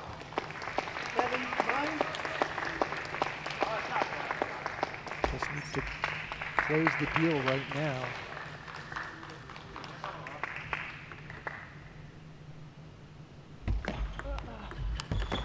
Caught. 9-8. Timeout, Chicago. Where's the energy from the Princeton bench? Pinto's side, Chicago win, Coach Eric Owens.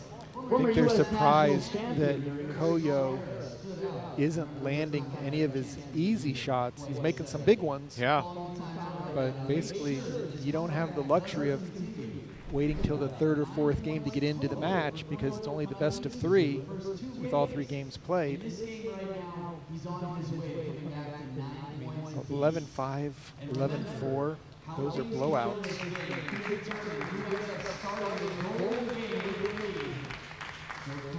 Kanamitsu is back and ready for the action, but the timeout is only up after 1 minute or when the players/team call the timeout. September, more than 72% of all games were decided by 5 points or fewer, which is to say that just basically just over a quarter, 11-5 or more lopsided than that. This one's certainly in the close category here in game 3. And it's 9-all. Can Pinto deliver a combination here to get his forehand in? This is a huge point. Pinto gets to 10-9. And just sheer fighting to get that first offensive ball going. You're hearing a grunt on every swing right now, just trying to get to the finish line. 1 point away from the 3-0 sweep. And it's over.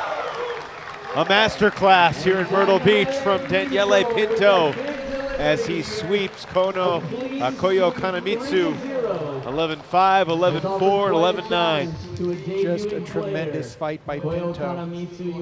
As I picked Koyo to win, just Pinto from the first point on didn't give an inch, kept the momentum going, and got the W for Chicago.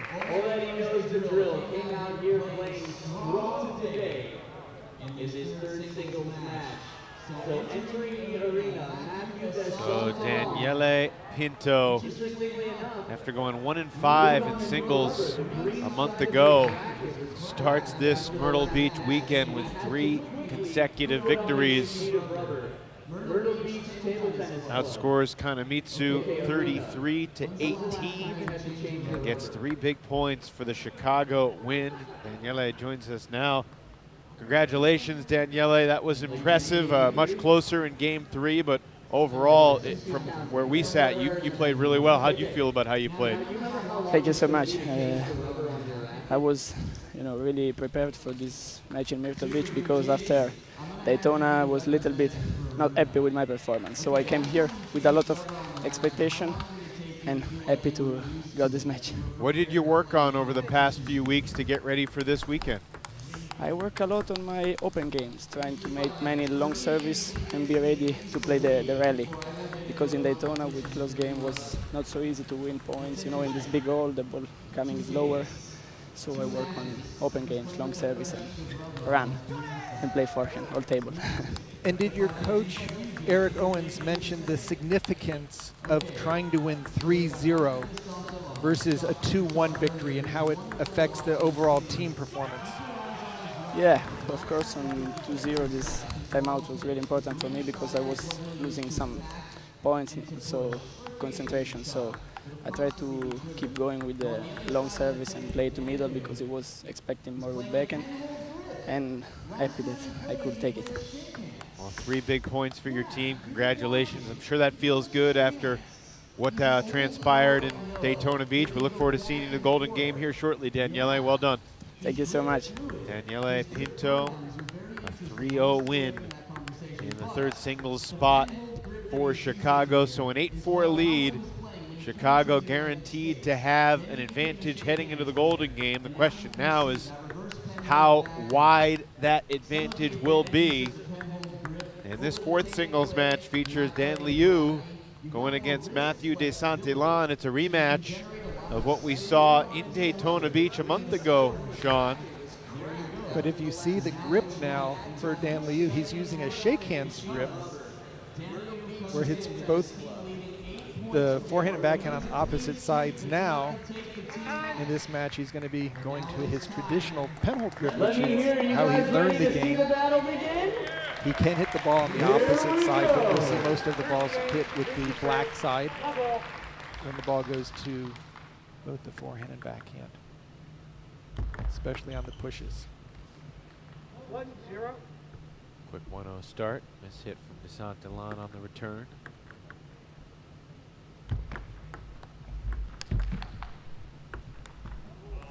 What were your thoughts when you learned that Dan would be switching grips? I was actually surprised in Florida that he was playing shake hands. I thought coming into MLTT he would definitely go back to penhold because that's where he's had his greatest success as a player. Just gives him a lot more power, gives him a lot more flexibility on the serve and serve return, but he likes the shake hand, so he gave it a shot.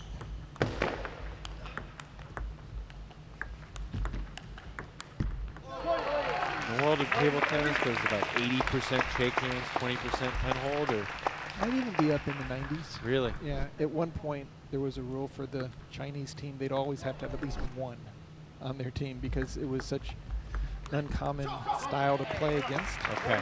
There's been a couple countries that have continued to use it. Korea, Japan, Brazil played some. Even back when I was playing Yugoslavia, the old Serbia and Croatia had a couple very great penhold players.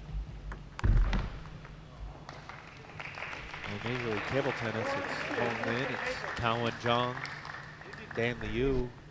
Anybody else I'm forgetting? I think there might be one or two that haven't played that might be number 7 or 8 on the team.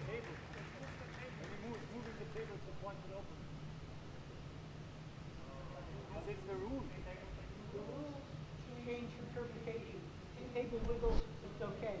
If table physically move off where it started, then it's moving the table. So they're having a discussion right now where the coach of Princeton is saying that the table is moving, and the discussion is whether it's shaking or actually moving. It doesn't physically move at the foot level. There's an interpretation by the match umpire to determine whether play has been adjusted or made to where the ball isn't predictable. But you can lean against the table. Sometimes that small amount of movement can be interpreted as shoving it. When you say you can lean against the table, what do you mean? Your legs, you see how close the players are when they're serving. They can have their leg or their pants, their shorts touching the table. And but you can't put your non-playing hand, right? Yeah. That left hand, if you're a righty, can't be on the table. You can't use it for leverage when you're smashing. But you can touch it with your right hand and the paddle for the righties. Same left-handed paddle for the lefties. Have you ever jumped on top of the table mid-match? A lot of winners do that afterwards. I don't think I've ever done it after a match that I've won or lost, but definitely I've seen a lot of world champions and World Cup players and even Olympic gold medalists do their final summit that they climb after winning the last point. Why not? 7-4 lead for Des Santan. Des Santan in singles was 4-5 in Daytona Beach. That's a beautiful counterattack there. Very strong. You don't expect that from a defensive star. be able to loop 4, 5, 6 balls on both the backhand forehand as he's flipping the racket or twiddling it between shots. He's just pesky. He just doesn't go away. Defend, he can attack.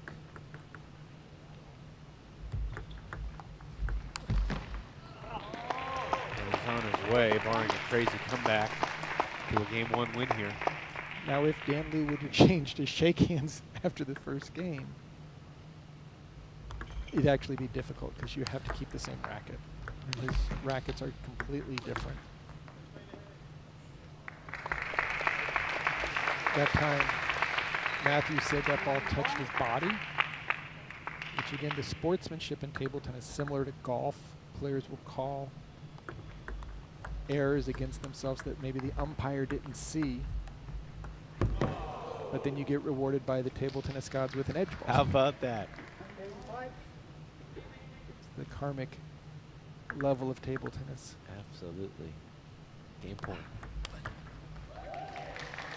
He was like, I'm going for this one here. No reason not to.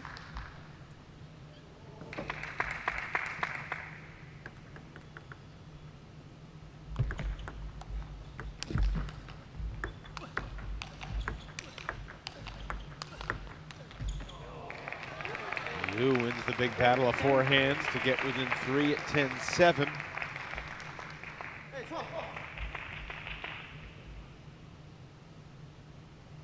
Still game point for Des Santan.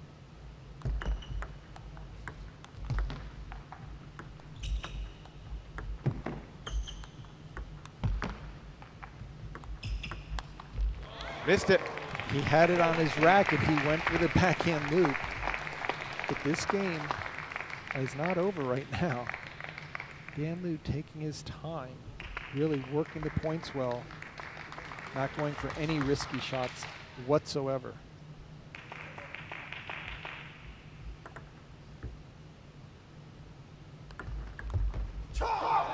That'll do it. What a beautiful deep serve. Went offensive on the serve with heavy spin. It just caught Dan Liu completely flat-footed, trying to push a topspin serve back. Just sails long. Touches anything that's not your hand holding the racket between the wrist and the fingertips, or the racket. So an 11-8 win in game number 1 for Matthew Des Santan. So that was very fair play. And then he got the next ball edge coming back. 5-5. Some of us believe karma might be a real thing. Some singles matches, Major League Table Tennis. Other than that, you remember that one Let's go back to the moment that led to the conversation between Matthias Havassan. He was watch the left knee of Dan Liu here. Does it move the table? It is crazy. This is a person you want as a designated It's definitely driver shaking it. We look at the net. It's going up and down. So right Did now, it many move it players are back gonna and go for forth practice is what while the they like to umpire support was. their team. The best thing That they was could be his doing position. is heading to that practice hall, What do you because see on Golden that Game replay? is coming up, and it's unlike I didn't any see the other net coming format forward and in back. the I saw it world. going up That's and down. because So players are going to be rotating. I would have to say coming that in got to go with the umpire's call. And as a player, I'll tell you more when about something like that in a bit. happens, you just play the point out like nothing happened. You never stop. You never put your hand up and call and let yourself, because you'll lose the point immediately. In your entire career, were you ever penalized for inadvertently moving the table? I'm sure I run into it. Maybe you're lobbing and they drop shot. You come running in and there's nowhere to go because they dropped it to the middle. Ouch. Yeah, it's one of those where voice goes up an octave, so you just try to run past the net, not into the table. Liu takes the opening point here in game 2.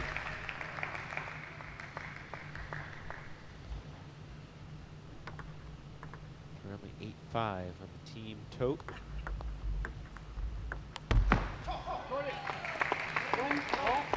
It'll either be a 1-point lead, a 3-point lead, or a 5-point lead for Chicago heading into the Golden Game. Going online and following all the comments, everyone, all the fans, and even the players have just said, nice backhand loop there by Des Santan, that it's all about the Golden Game. And if you can go into it with a 5-0 lead,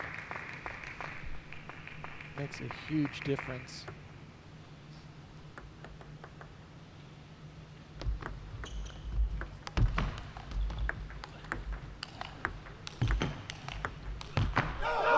Incredible point from Des Santan. He gets down so low when he starts to counterattack with the forehand. Watch him bend his knees and just pull up and go through that ball. The heavier the topspin, the more you've got to actually lift it because it's diving down at your ankles so fast. Known for his underspin, but his topspin is powerful too. I mean, this is the combination with Des Santan. Oh, great shot by Dan Liu. That's a tremendous point. Really high level of table tennis right now. And with Dan Liu, now he's got to try to do it again. I mean, it's like throwing the javelin like 10 times in a row without any rest. He's got to go for every single big shot. And it's going to get tougher and tougher because it's just, I mean, lifting weights. The more spin Dan Liu gives Des Santan, the more it comes back. He's using those long pimpled rubber. There's a little bit of reversing of the spin, plus he's adding his own to it.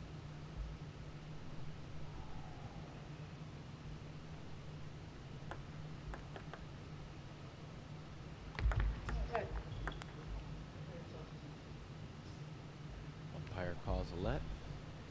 Players should be thankful for that because they don't need to call let. They can just force you to lose the point by saying it wasn't a 6-inch toss.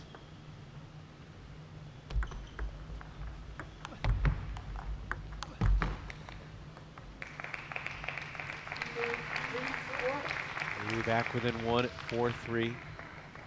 Regardless of what transpires in these next couple of games, Princeton Revolution are going to be searching for their first ever Golden Game victory. That's going to decide the match.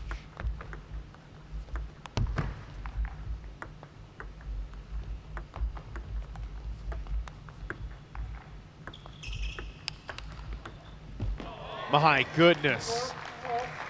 That huge backhand swing and follow through just left Matthew having issues with setting up the forehand afterwards. He had to switch that racket over to have the inverted or the smooth side on the forehand to keep the attacks going.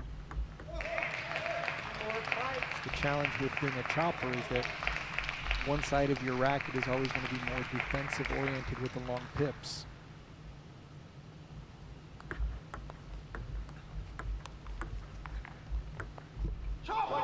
For Matthew, the black side is his long pip side.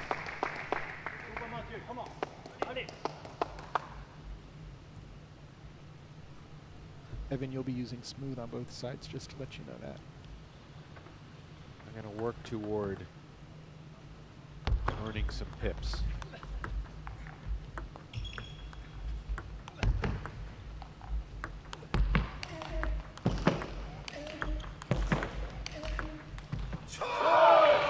This is fun. Big hitting, both guys deep off the table. And the battle continues, 6-5 for Des Santan. I mean, you can see the ball break, how much side spin they're putting on it.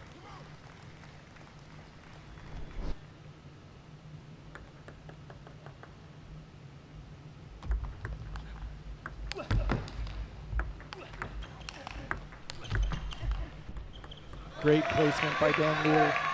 That time played it more into the body instead of going forehand hooking loop to forehand hooking loop.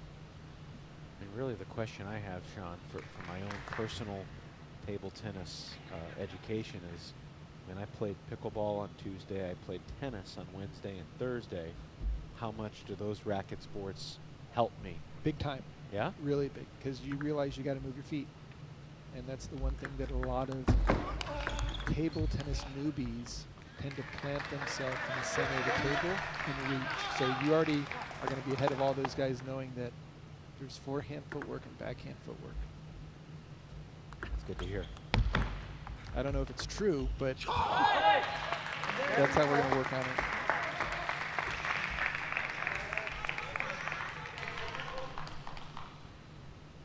story of my week is true, but whether or not the footwork will be a positive factor for me, that is very much up in the air. Just like this middle game here in fourth singles. Up Beautiful in the air. placement. Takes an 8-7 lead. What great placement by Dan Liu. That's the perfect place to go when you're attacking a chopper, right down the middle. Don't let them get to the side of the ball with their forehand or backhand.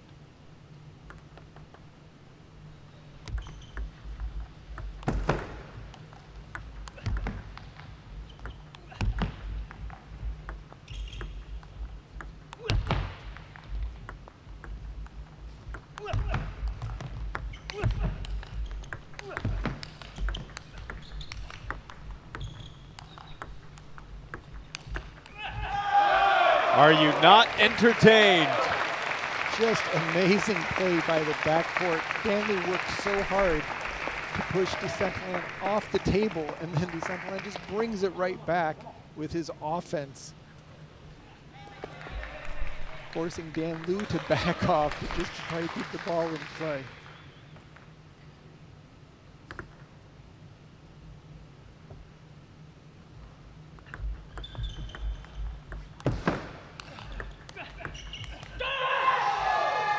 You could hear Dan Liu. He wanted that point badly.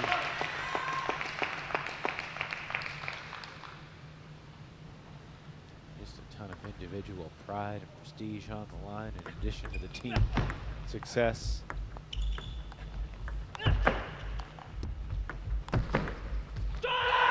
Dan Liu finds himself within right 1 point of evening up this fourth singles showdown.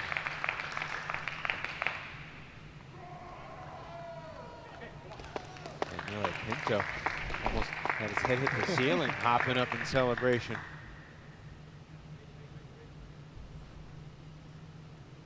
Thankfully, it's a tall ceiling here at the Myrtle Beach Sports Center. Game point.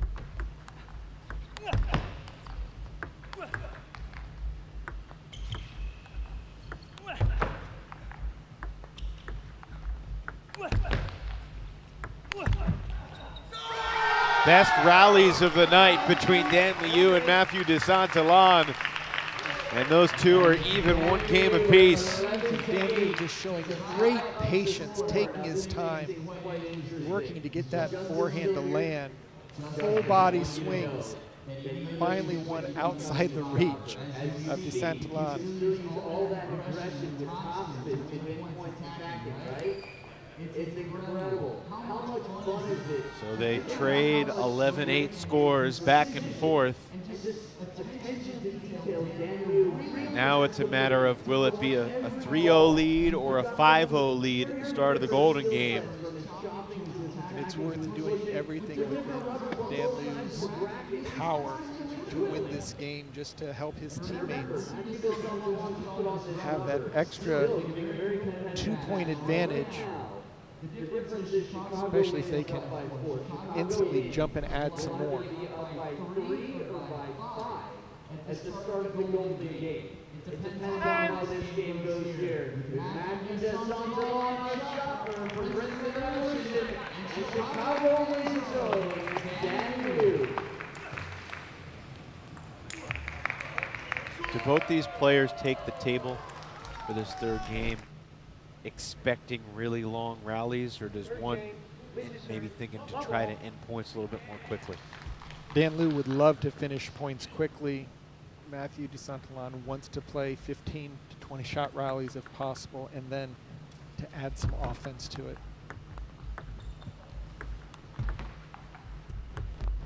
You can see that ball hit the net. Dan Liu pushes it, flies off the end of the table, not into the net, but so much spin on the ball. Frustrating way to finish that first point. He recovered.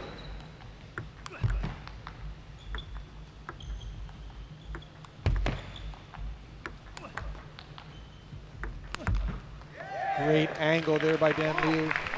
Any short balls are going to allow Dan to get more angle, wide out to the forehand or to the backhand.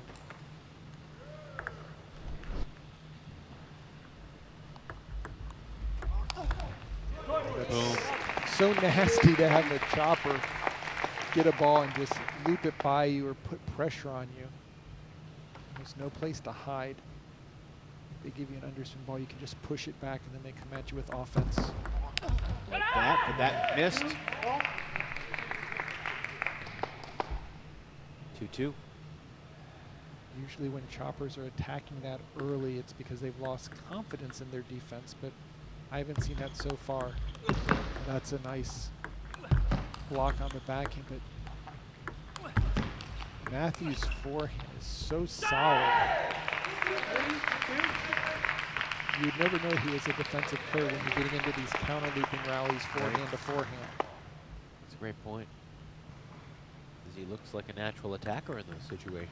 A great technique, good form, good balance.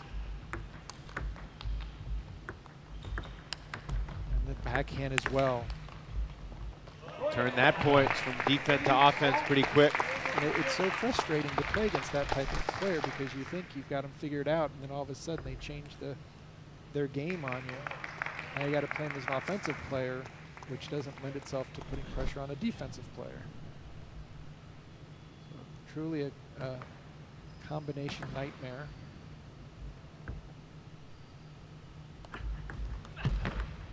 Caught the edge. So that's how you handle it. You just hit a couple back edges off of deep serves. That type of fortune could decide this third game.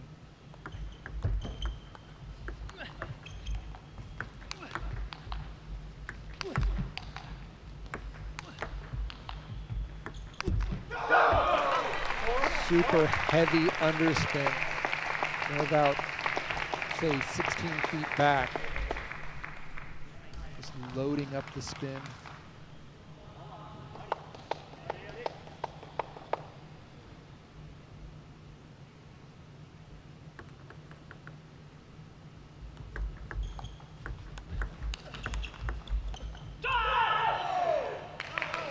Great first attack by Des Santan, but unable to keep it going.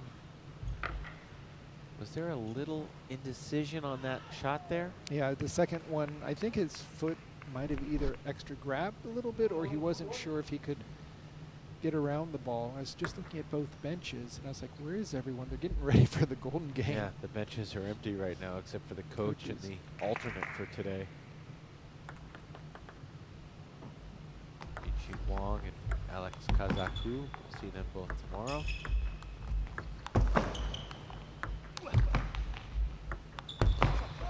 Missed it. Those are just quality chops by Des Santan. Bringing it back, changing the height, just really digging at the ball.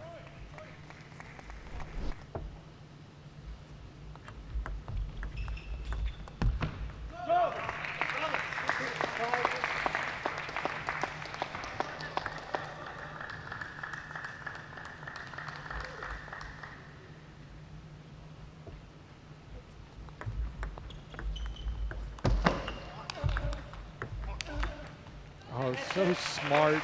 Des Santan gets that first loop in and then just continues the onslaught. Just nice chop, turn it over to loop, another loop into the backhand side, and that's the weakness of the penholder grip off the table. Not going to be able to really attack from there.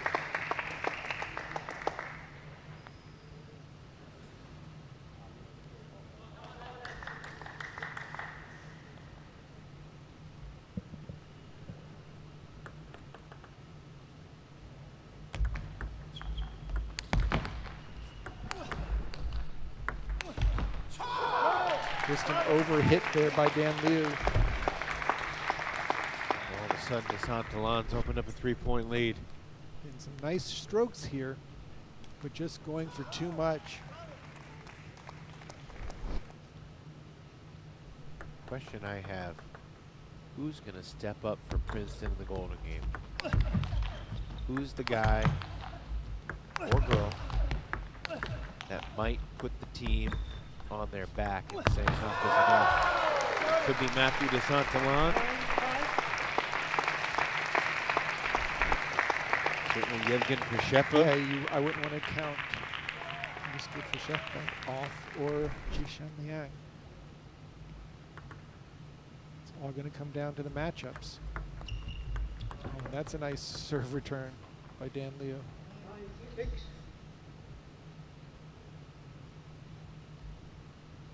9-6. Liu's got 2 net cord winners in this 3rd game.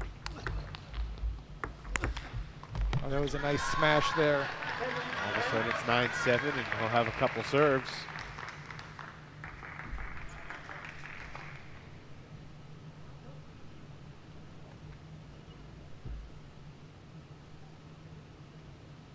Dan Liu should win 1 out of these 2 for sure. Can he take both of them is the question. He needs them.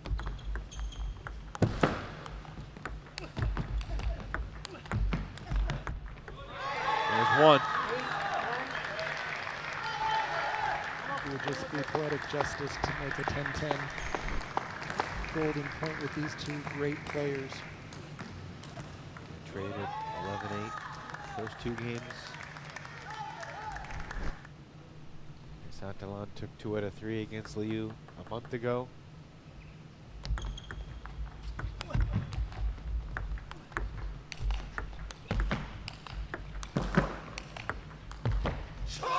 What hitting from Matthew Des Santan to set up game point. Just so strong on the forehand-to-forehand counter loops. You can't tell which player is the defender when they get into these exchanges. Just spinning it up, again, using great legs, heavy side spin. Dan Liu he has to cover the wide forehand. Very frustrated at the end of that one.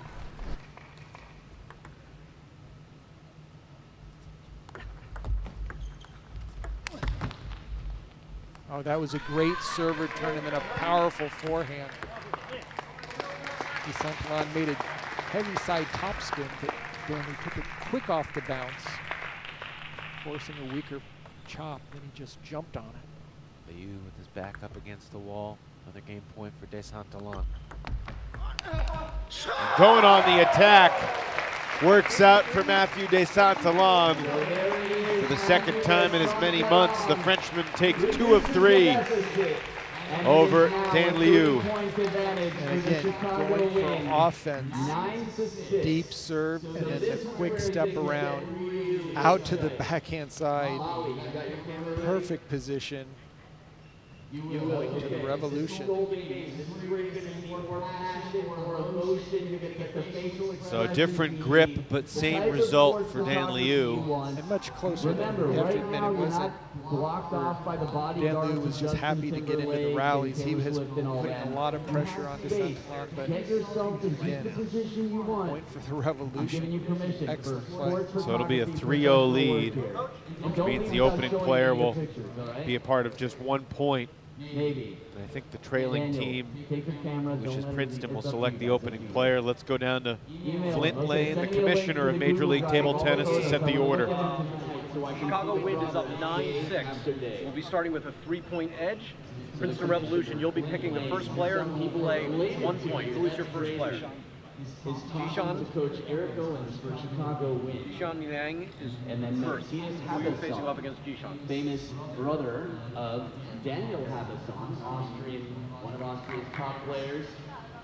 And currently, between him and Robbie Gardos, the 2 top players. So what they're doing is they're deciding the order of the 5 players to play. I need your pick. One team, being Chicago Wind, is going to start with a 3-0 lead. Who's your second That pick? means the first players for each team only get to play 1 point, because then after that 1 point, the total is 4 points, and then they'll tag team.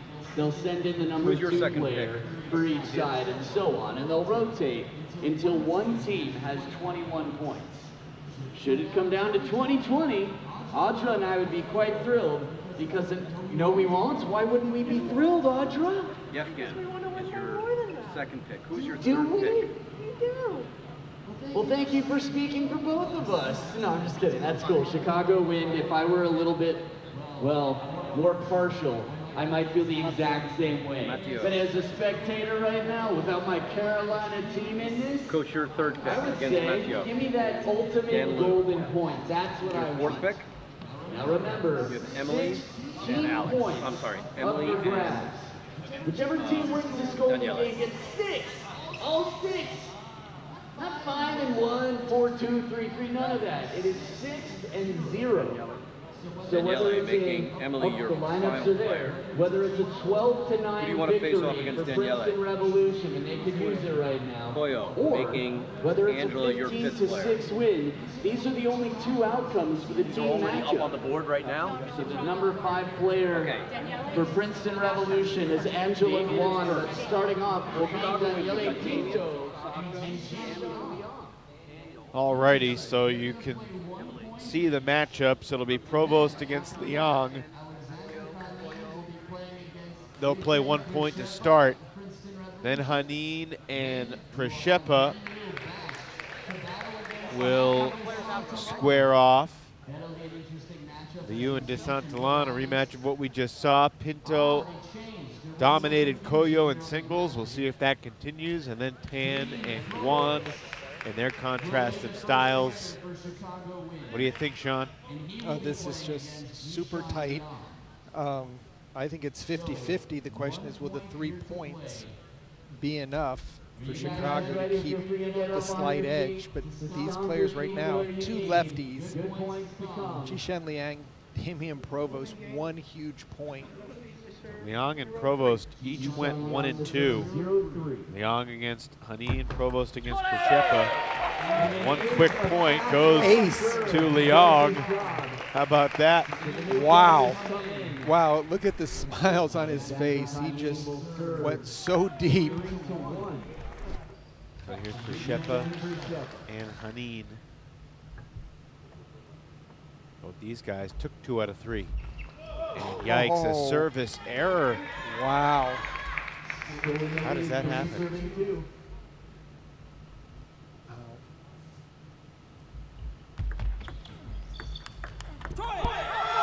Hanim does bounce back. Better serve the second time around, goes 1-1. Takes care of business on his second serve, but an opportunity here for Prepa.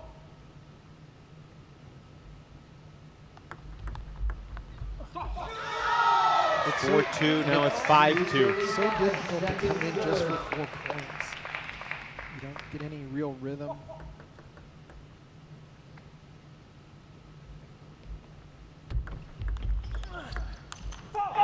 Smart play by Prepa. He's got that heavy first loop in. Almost impossible to counterattack that with that amount of spin. That'll go off the end of the table all day long, and then we get treated with these 2 amazing players back for more. You in Chicago with a 2-point edge. You can hear Dan Liu.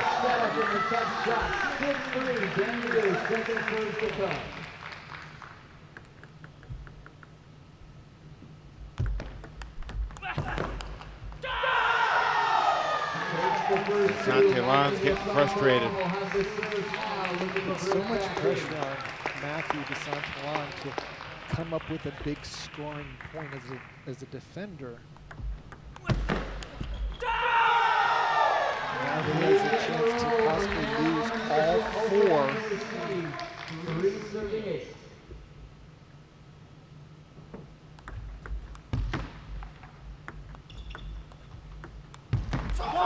Nice underspin. That's a heavy, heavy chop. Brings it back within 4 points. Serve now to Daniela Pinto with Toyo Kanamitsu more rematches. 8 serving 4.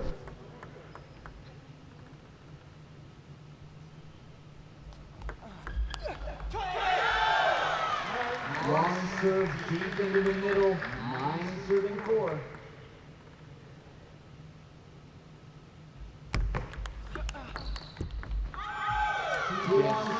Pinto doing a great job of just keeping pressure on Koyo. Daniele's had a day. Playing outstanding. right shot. He's got to flip that topspin serve. Service staying strong on both sides, 5-10.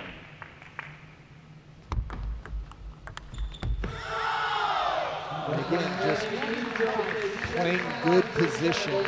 And now the ladies start. We are going to see attack versus defense right now. Tan, the attacker, serving first.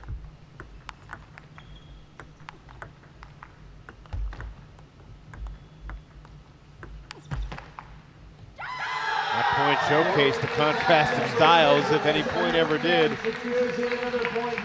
Tan takes it, stretches the lead to 7 for Chicago. That's what Angela wants to do. Mix up the spin, change the depth, force a mistake out of Emily Tan. And that's an aggressive serve there. Emily has to do something with that serve. She has to attack it. She can't just push it. Smart. Excellent play by Emily. She gets the 2-2 split. Which, Chicago gets 2-2 splits the rest of the way. They're feeling golden. Comes in with the 13-7 lead and the serve. Let's see if Provost goes for the deep serve. I doubt it. It's going to be a little safer. Wow. Both lefties just giving some big hooks.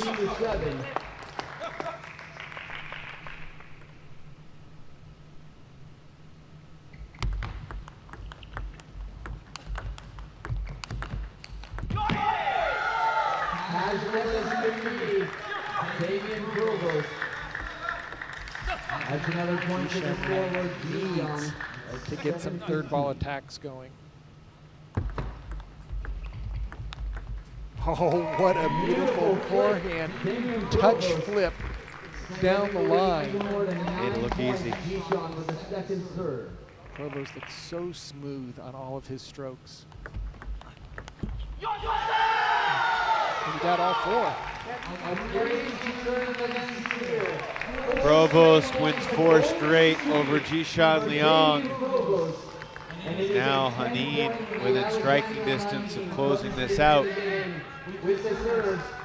Prepa absolutely needs to get 4 straight here for the Revolution.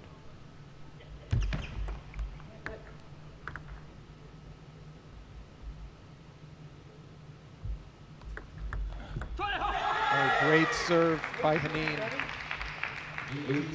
Staying away from the backhand of Prepa.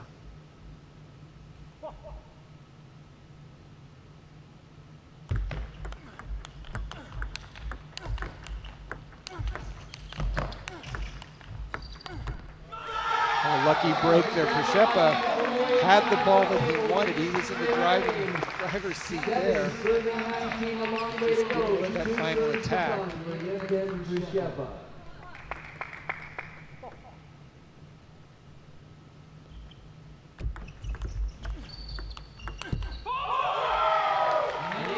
It's match point now for the Chicago win. After Damian Provost scored 3-4 straight. Hanim trying to do the same. And it's all over. Chicago rolls the Revolution in the Golden Game. 21-7.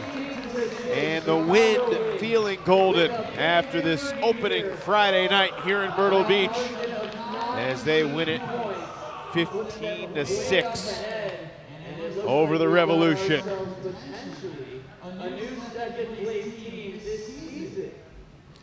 Very strong performance. Standings will be on MLTT.com. Chicago You can get all the info you need. looked like more of a team tonight, Sean. Their different individuals stepped up, and this was a mighty impressive performance for the Wind. Daniele Pinto, Damian Provost, Sasha Hanin, all making plays. Let's chat with the victorious head coach, Eric Owens. Eric, thanks for joining us, and congratulations. I mean, you turned that Golden game into something of a laugher, but it really felt like the day changed when Daniele Pinto took the table in singles. How did he change up what happened in Daytona Beach to sweep and take care of business tonight? Well, he didn't bring his girlfriend, so that's the first thing that we noticed. But no, I mean, that was a match we were very, very concerned about. We've been hearing a lot about Koyo, how strong he is. We were even thinking it's possible he could sweep Danielle in 3-0. So we were really hoping for 1 or 2 games. I think everybody was shocked that he won 3-0. So that right there turned everything around. It was a beautiful matchup for him. I think Koyo got very confused. And yeah, went our way. So Eric, I have to ask you this. What did you think when Dan Liu told you he'd be playing pen holder this week? Well, I knew that coming in. So, I knew that he'd been a pen holder for, 20 years or so. He had some good results playing shakehand. I think that gave him a false sense of skill level. I think when he was put under pressure in Daytona, it was just very clear that shakehand is probably not as natural. I mean, the game that he's been playing is pen hold his whole life. And so we had a long conversation about it. I said, I know you feel pretty good shakehand, but under pressure, I just don't think that's right for you. And so we agreed that he should switch back to pen holder. So he's been training for about 3 weeks. He's still getting used to it, but I think moving forward, he'll be pen holder. What are you most pleased about with your team's performance to start this weekend? Oh, for sure. I feel like everybody was solid, but Danielle Pinto was the one that really, really rose to the occasion compared to Daytona. So without a doubt, he's the MVP of the night. All right, we got the quick turnaround tomorrow, 4 o'clock against Carolina. Looking forward to seeing what you guys can do tomorrow. Thanks so much for joining us, Coach. Thank you. Thank you. Eric Owens, USA Table Tennis Hall of Famer, and the head coach of the Chicago Wind as Daniele Pinto, the team MVP on this particular Friday night. Sean put a bow on it for us. We saw Florida and Chicago take care of business to begin the second East Coast weekend here in Myrtle Beach. Just the level seems to continue to rise with each matchup. Love the number 1 and 2 players starting out the evening and the afternoon for us. Can't wait for more tomorrow. Yeah, it was certainly fun to get Enzo Angeles and Daniel Gorak, the top 2 picks in the draft, going head-to-head against one another for the first time. We'll see those 2 guys tomorrow against different opponents. The Saturday schedule begins at 4 p.m. Eastern with Chicago and Carolina, and then Princeton and Florida in the nightcap at 7:30. It's the Crocs and the Wind victorious on this Friday night, but this MLTT weekend is just getting started. For Sean O'Neill and our entire crew, I'm Evan Lepler saying good night for now. We will see you tomorrow here in Myrtle Beach for Major League Table Tennis.